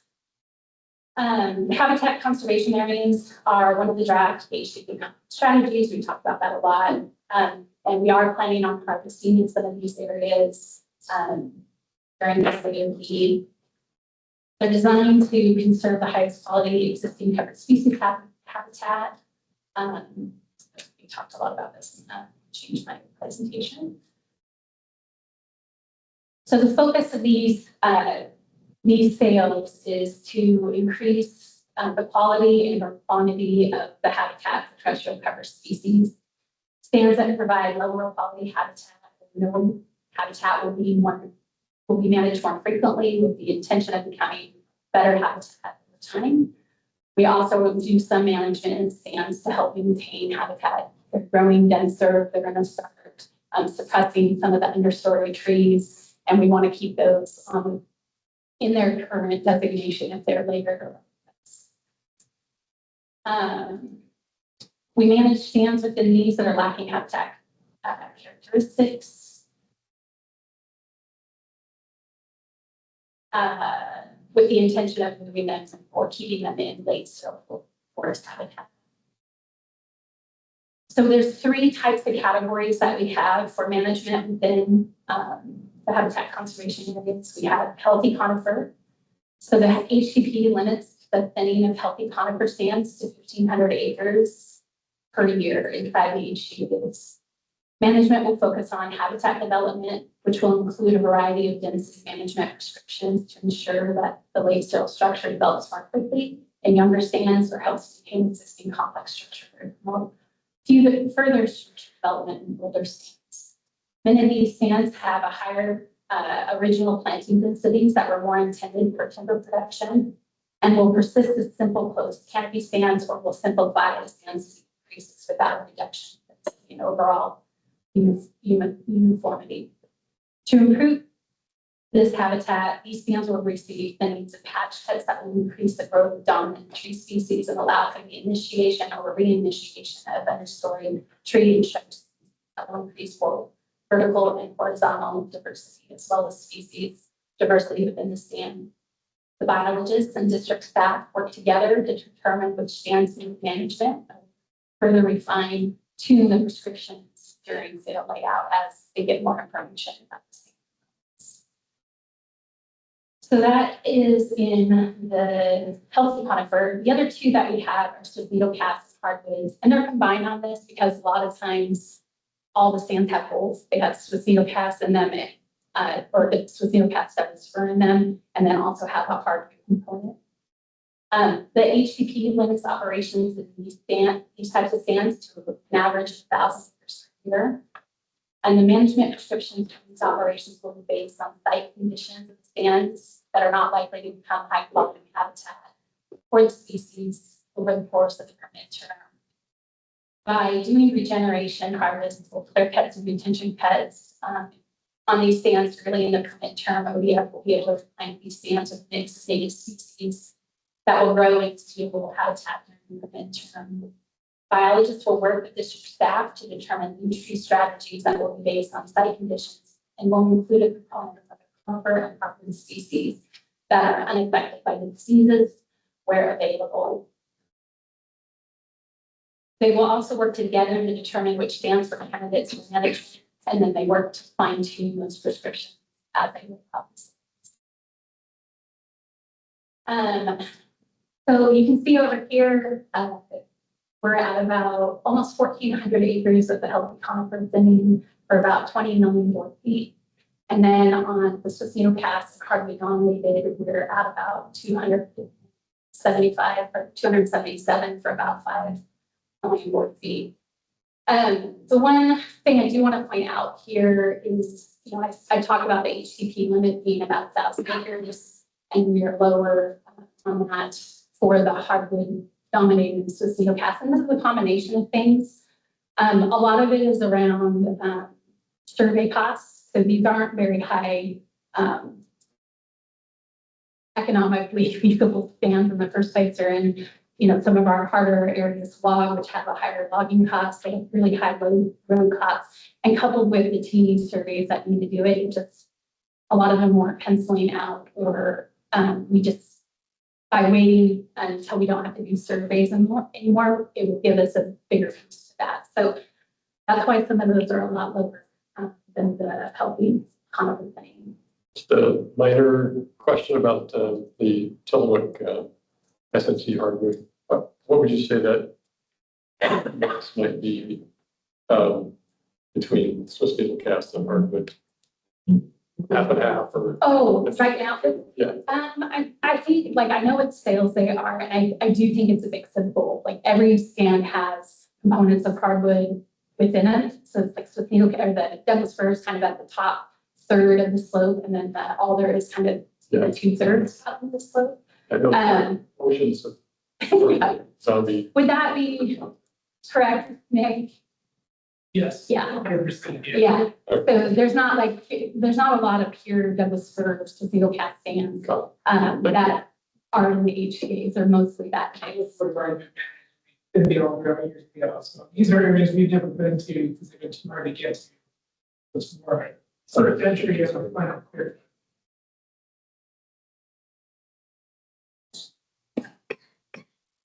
Right, so for northern spotted owls and marble murrelets, whenever we're operating within the vicinity to northern spotted owls or murrelets, there are a number of checks that we need to do in conjunction with our biologists to ensure we're meeting our policies in these areas.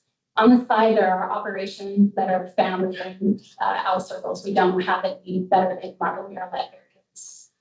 The districts and biologists have worked together to review these areas, determine appropriate prescriptions, and develop biological assessments to meet federal requirements. Additional collaboration between the RPI staff and the biologists will occur prior to implementation of the recreation projects that are shown here. Just so they can fine tune where the actual final locations of those are. So we're balancing the needs of recreation, but also for our.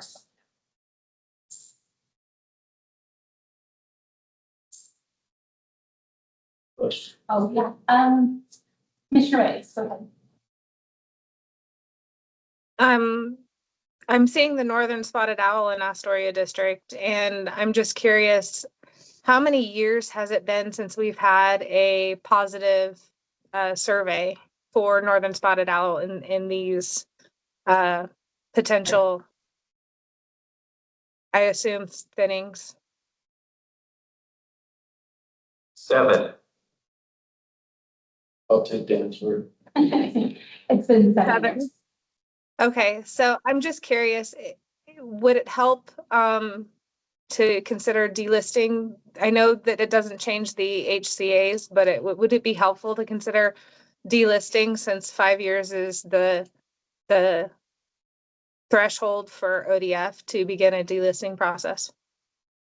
We actually talked to the service about these sites, and they weren't supportive of delisting them at this point. 5 years was always our own sort of arbitrary metric that we were working with the service on. Waiting for them to bulk. It kind of bulked a little bit recently.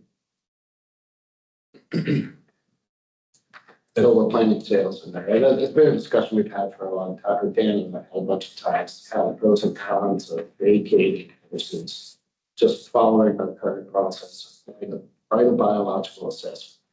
In this case, our thought process was part of that biological assessment is that there haven't been birds observed in there in 7 years. So how high might the risk be to the species given that? So that's part of the conversation we're having with the service.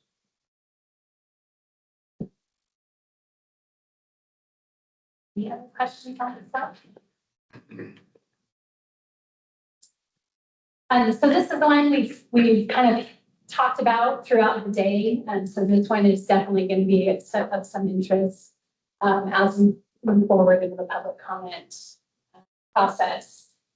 So as a quick reminder, ODS forest management plan identifies layers of the forest structure, and the overarching category is complex. So we just merged this all together as complex on the table. In simple terms, these are stands that have developed both vertical and horizontal structure with a mix of tree diameters of components such as snags, bamboos, wood.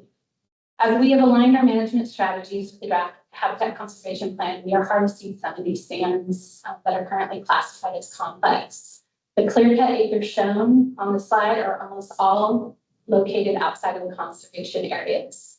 Tillamook does have about 8 acres that are shown that are inside the HCA's. They're showing up as layered. This is all within the South Top Sale and are in the southwest of the unit. The biologists will work with the district staff during the sale layout to determine if the inventory boundary is off or if these areas contain structure. And if they are, they'll just be reserved. So we'll mitigate them. We don't have any plans on clear cutting those acres in those areas.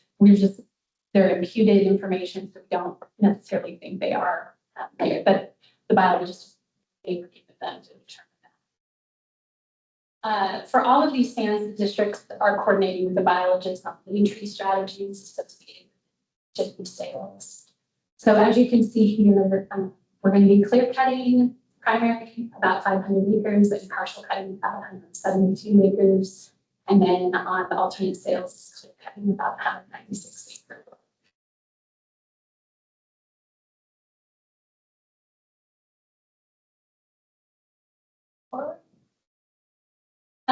So part of our yearly planning is to identify stream enhancement opportunities.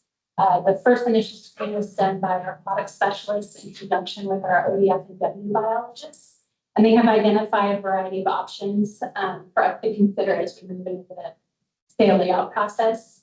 Not all of these will ultimately be done, but this list will be reviewed in depth in the coming months to determine projects that will have the highest impact, aligned with our operations that we're planning and the capacity that we have. And what else we can complete with grants or timber sales or to minimize the cost. Another aspect that we're going to be doing is working with watershed councils on these options. We have about 10 in the primaries and 5 opportunities.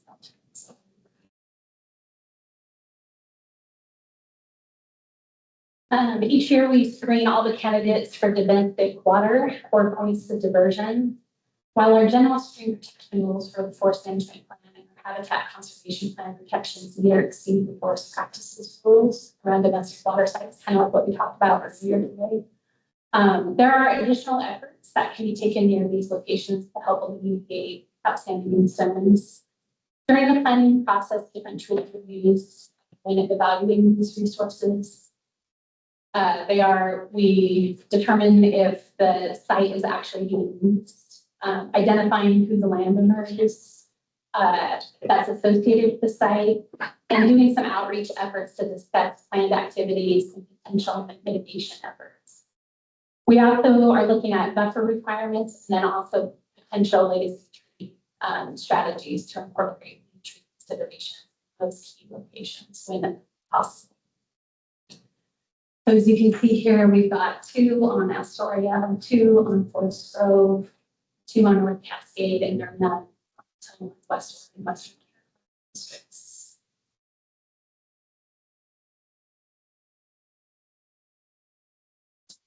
I want to talk about recreation. Yeah, and I'll just hit on a couple of these. So as you can see, there's a whole bunch of, new development, not new construction. I'll hit on a couple of construction projects, but a substantial amount of our work moving forward as it has been completed, which is primarily around trail bridge installation or trail culvert installation to bring trails up to higher standard for connectivity. So you can see a pretty big list there. And certainly on Tillamook districts and on Tillamook State Forest, we have a lot of trails. And so a lot of work that needs to be done to ensure that we are moving forward with our commitment to the HCP for hydrologic connectivity. But then a couple of pieces, and I want to call this out because there was discussion about no new construction. You'll see on there, I guess at short count, looks like 4 construction projects. And so the Electric Snake Trail construction, Catamount Trail construction, and Black Rock Mountain Bike Trail construction, those are all done by volunteer groups. So one of the things that we talked about earlier in my presentation was MOUs. And a lot of the kind of work that these groups want to undertake involves obviously optimizing our trail system.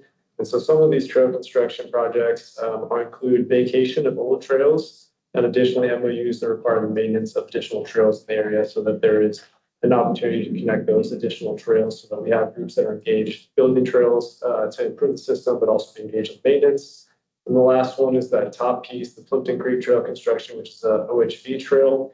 And that is essentially a designation of an existing trail along with vacation of associated undesignated detrimental trails and also using time in the area to improve some of the, again, hydrological connectivity. For example, that tuck and roll trail, I believe, and I think Jamal was in here, I believe the number of culverts being installed on that trail is 8. Does that sound about correct? It's 8, and we're adding an additional language to allow us to flexibility to add additional. Yeah. Thanks, Jamal. And so, yep, so that's kind of an overview of our current recreation projects. At this point, no major facility projects.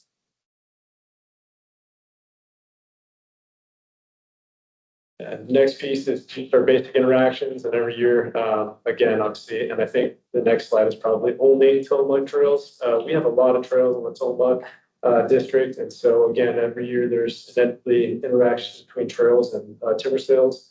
And obviously, our team works with marketing units in the area, district operations coordinators to ensure that those contracts are, I guess, understanding of the resources we have and the needs that certain trails have. And at times, and this is something that is important, I believe, back on the previous slide, a couple of those Astoria sales, where we actually will be using the sale, some of that work to also vacate trails that will not be beneficial for the system moving forward, which then again, going back to that future discussion with Nick, as those net trails, as we remove maybe undesirable, for lack of a better term, trails, locations, that would help with that addition of something down the road that might be new construction, but in the HCP and as far as our program goes, kind of that overall, no significant net gain under the cap that exists on the HCP. And additionally, same with some of the sales on the Tillamook as well. So just a kind of alignment and answers a little bit of that question that you had there before, Barrett, as far as a lot of work that's being done in concert with timber sales to improve the trail system, and certainly meet the commitments we have in the HCP while also providing a functional, beneficial trail system. So, Any questions for Joe on that? Please.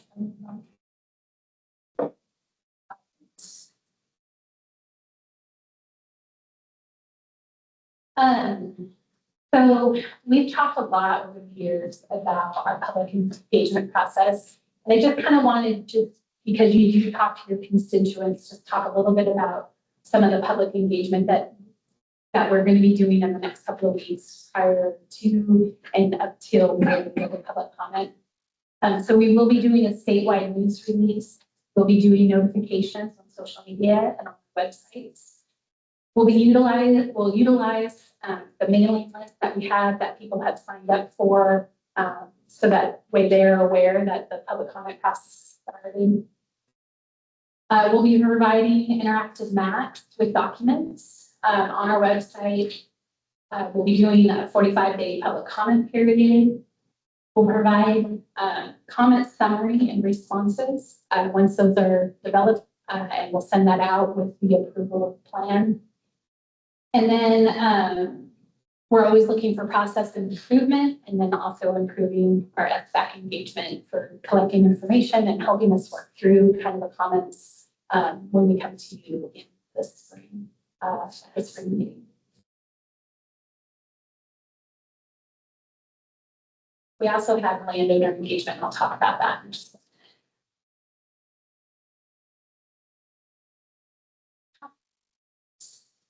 minute. So for landowner engagement, last year was the first year that we really did a big effort to standardize how we did landowner engagement across the division. So we had come to you, asked for a lot of advice on how to improve that process, got a lot of good feedback, and we implemented that. And we had a lot of really good success.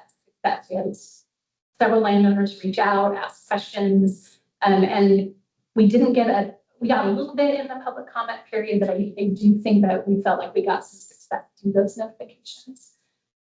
We send out notifications to all private landowners that have a boundary that coincides with our property line. So that's full private. You can see the list of private industrial landowners here. So they'll all, private industrial landowners will get a letter. And then we also have kind of our private homeowner or landowners that are non-industrial, and you can see that list here.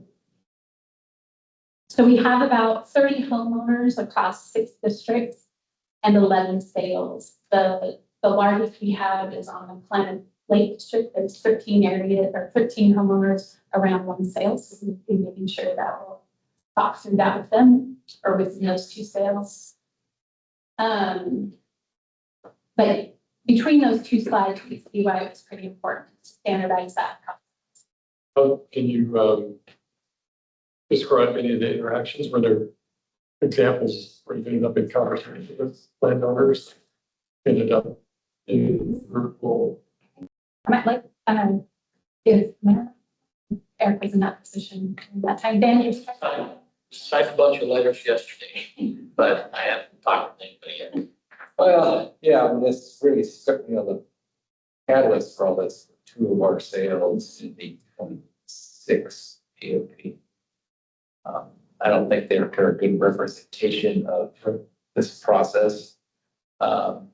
One of those sales we've since deferred. The other one, everyone just resolved themselves where we ended up. I think it would have been helpful to have that. We did send out a letter. This wasn't a standardized letter.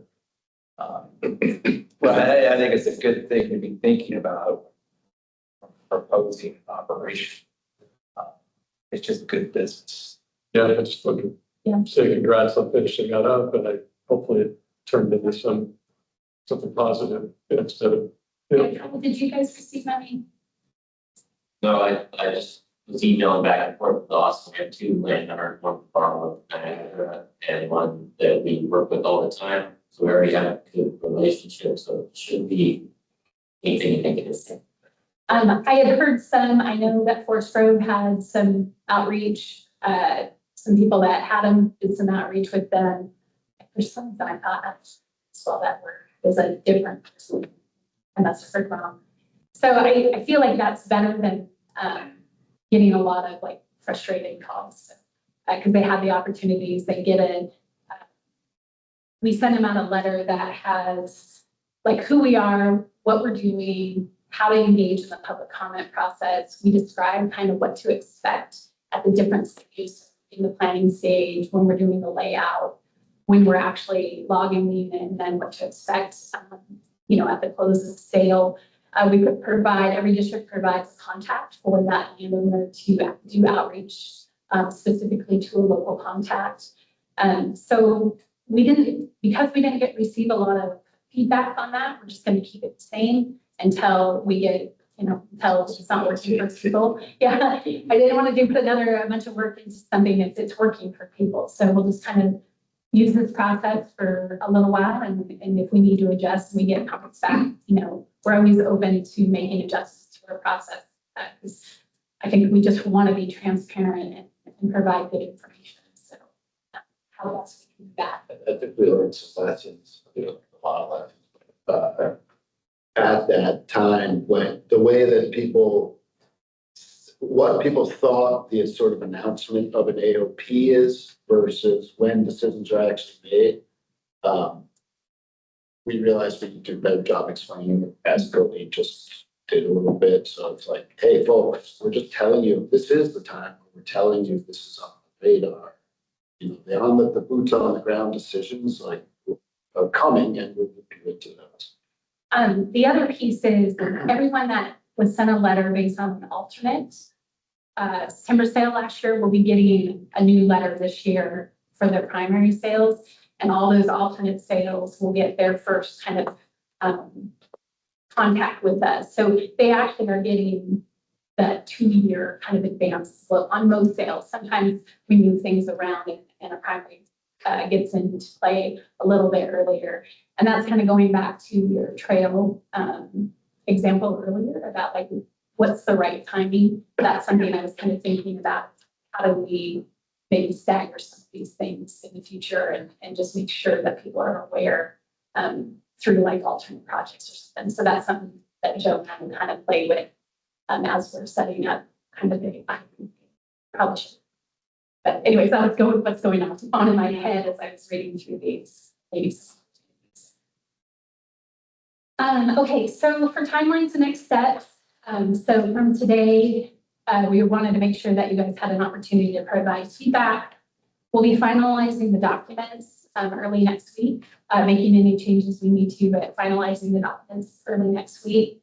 We'll be sending the landowner letters out, hopefully by March 26th. That will give them about a week a heads up before we actually start the public comment process. So they'll have access to that information and to all the documents about a week ahead of the public comment period starting. We do the same thing with our tribal partners.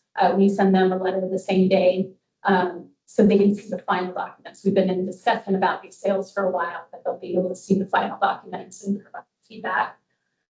Then our planned tentative date is April 3rd through May 18th. And I say tentative because stuff happens, websites don't work and upload, or people are on vacation.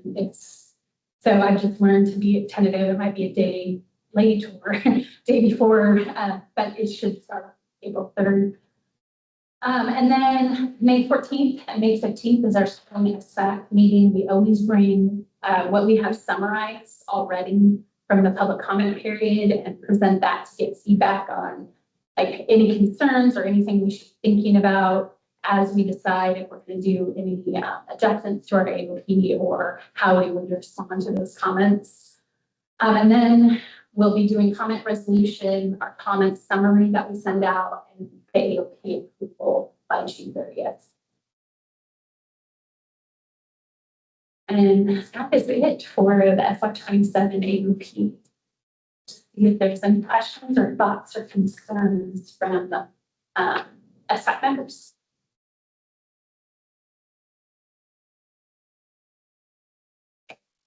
A lot of time. Anyone online?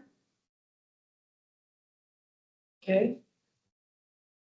Okay, I'm gonna stop there, and it's too far, so I made a move.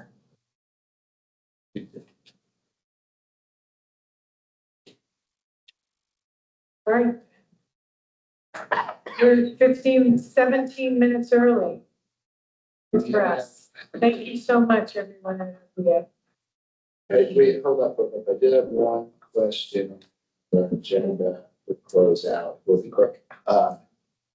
We've had conversations in the past about bringing speakers in, just like for the benefit of the group, sort of like about topics that folks might not know much about. Topics that have come up in the past, milling changes and infrastructure, so sort of understanding the state of the industry. Environmental panel, workforce study that Associated Oregon Loggers have put on, or OFRE. So you don't have to come up with them now, or let me know if you already have ideas in your head, but let's keep thinking about what types of speakers you guys would like to hear from. Did you have another plan there? No, I just think we, ideally we incorporate those good ideas. We meet with the chair and vice chair in advance of the meetings, and we can find a way to keep some of that relevant information in addition in front of the committee as we focus on ODF's work.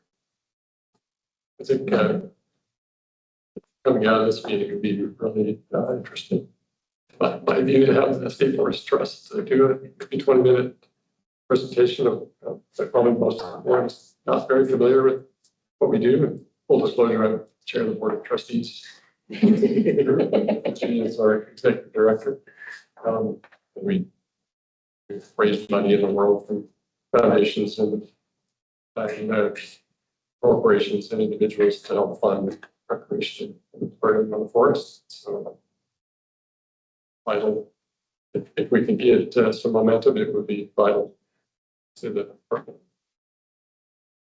Yeah. And then on that closeout piece, so I've captured a number of to-dos and thank you. And today was, I think I've learned in our agenda development, like we tried to tee up and is a lot of information. But that new member packet, and I took examples of items to include in it, like the executive order, some more information on our federal forest restoration program. I've got a follow-up on OWEB and a fund that they have, and to look at that. We considered a State Forest Advisory Committee charter upgrade, update subgroup, and Cheryl has volunteered for that. And then have also captured that future agenda topics. So potentially State Forest Trust of Oregon. What is our longer term strategy to transition from holding vacancies to longer term solution? Maybe the executive order and an invite to Tim Holschbach. And also some IP updates that we didn't get to at this that we'll get to the next. Colleen and Joe noted the May 14th and 15th meeting and tour. The thought is to base the meeting out of Forest Grove and use the community auditorium, if that's the term that we used to host SFAC at, and a tour focused on the social aspects of our business, the Tillamook Forest Center, potentially a South Fork connection there as long as our rec program. So just again, a heads up here in a couple of months, that's what we're thinking, and we'll get the logistical items out to the group in and of advance, so. And thanks for the participation today. SFAC members, right, like 11 out of the 13, I think that's really great, and thanks to the staff too. I do want to thank you guys. Today was a lot of information heavy, and I know we like to get a lot of feedback. So this one, we knew it was going to be information heavy, but we'll really for some good discussion feedback. It's really appreciated. One other thing, I guess I just wanted to follow up. I was going to bring up the work group that we talked about this morning. I'm happy to be on that as well. The charter group. So I guess I just wanted to see if it's appropriate to see if anybody else wants to do that, or if we want to develop any sort of timeline, we can chat about Yeah, that. we can chat. Offline too. You can also just put out a call. Yeah, because maybe Dan, would that be up your alley? Okay. I would definitely consider it. Amanda, we can talk. All right. Thanks. That'd be good, yeah. I haven't looked at the charter in a while, so. Yeah, I pulled it up while we were meeting, and the one that's online at least is still the 2015 version of it. I'm guessing that's maybe out of date. Yes. Anyways. All right. Is that it? Thank you so much, everybody. Thank you, everyone online. Safe travels, Helen. Have a wonderful day. Happy Friday, everybody. Bye. Great job.